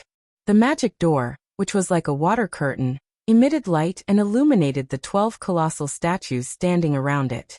The upperclassmen who entered and exited the magic door curiously looked at the first-year students and guessed how bad their first experience would be. However, except for a few people, the first-year students had a very good dungeon experience this time. The students who were free to go had the adventure experience they wanted. The students who followed Professor Nini also had the spring outing experience they wanted. No one cared about the 2 students who were still in the infirmary and were being punished by Sister Kalien. Sister Kalien was never soft-hearted when it came to punishing students. The first Magical Beasts class in March was officially over under the light of the magic door. Professor Nini finally imitated Professor She-Urfa's tone. Ignoring the strong protests of the little magisters, she gave out the homework for the day with a straight face, to write a dungeon adventure diary of no less than 500 words. Then the whole team disbanded. The hungry students immediately rushed to the cafeteria in the castle. Of course, there were also people who changed their direction halfway and ran to the already open Traveler's Street. Dake's team chose to go to the cafeteria. When he walked out of the circular building, he thought for a while and called AI Ma, who was sitting at the same table as the other two, along. Therefore, the 6 of them, including Susan and Lucy, found a place in the cafeteria and had a celebratory meal. The conflict between the aristocratic house and the Knights College was not reflected among the 6 of them.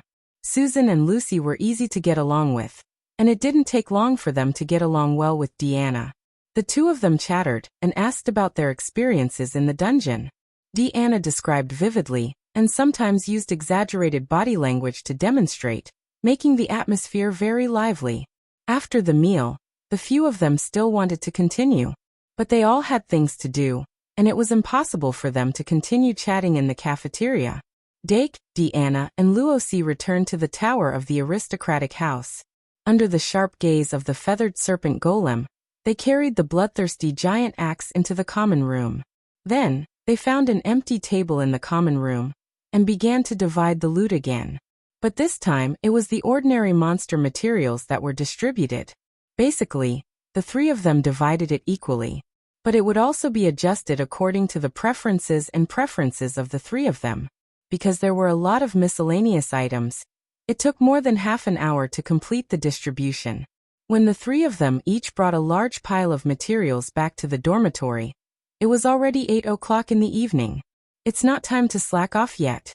Dake looked at the large pile of materials and decided to process them immediately. At about 10 o'clock in the evening, he finished processing all the ordinary materials and put them in categories.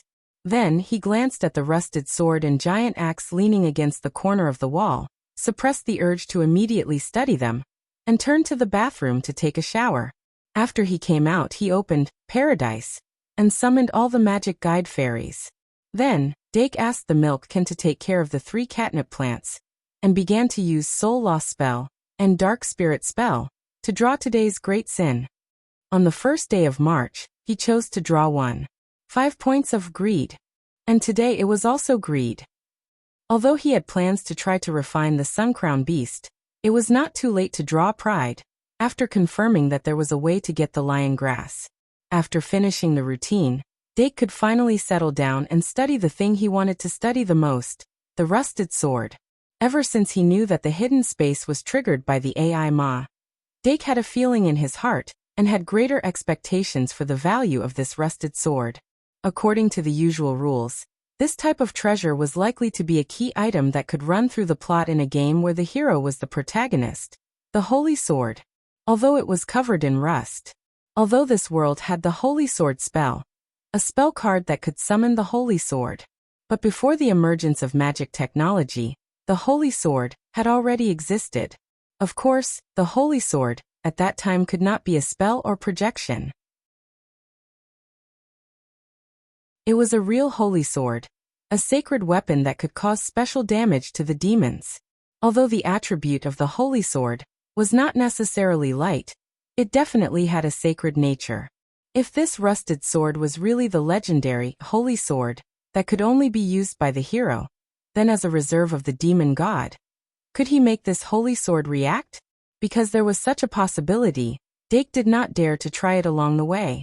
However, since even the feathered serpent statue at the gate of the Aristocrat Academy could not see through the demon god factor hidden in his body, it could be seen that he was still a pure-blooded human being with the demon god bloodline awakening progress at 0%.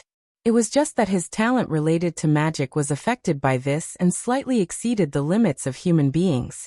Therefore, the final result required more in-depth research. Let's start by injecting magic. Dake picked up the rusted sword and carefully examined it. He was ready to inject magic to observe the reaction.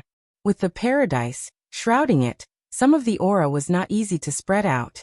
As a little magic gathered at the tip of his finger, Dake released magic at the rusted short sword with a finger's distance between them. Dong! The rusted sword moved obviously. There's a reaction. Dake immediately withdrew his hand cautiously. He was not sure if this was a reaction of affinity or rejection. But since there was a reaction, it meant that this rusted sword was at least a type of magic tool. Then let's continue. Dark swallowed his saliva and gathered his magic power again. In fact, his curiosity was not inferior to that of a cat. 8000/8000. Thank you to Violet and Yuriko for the silver treasure chest. Everyone's happy. I wish the Big Boss Golden Bull wealth, Pink Bull luck, and Red Bull success.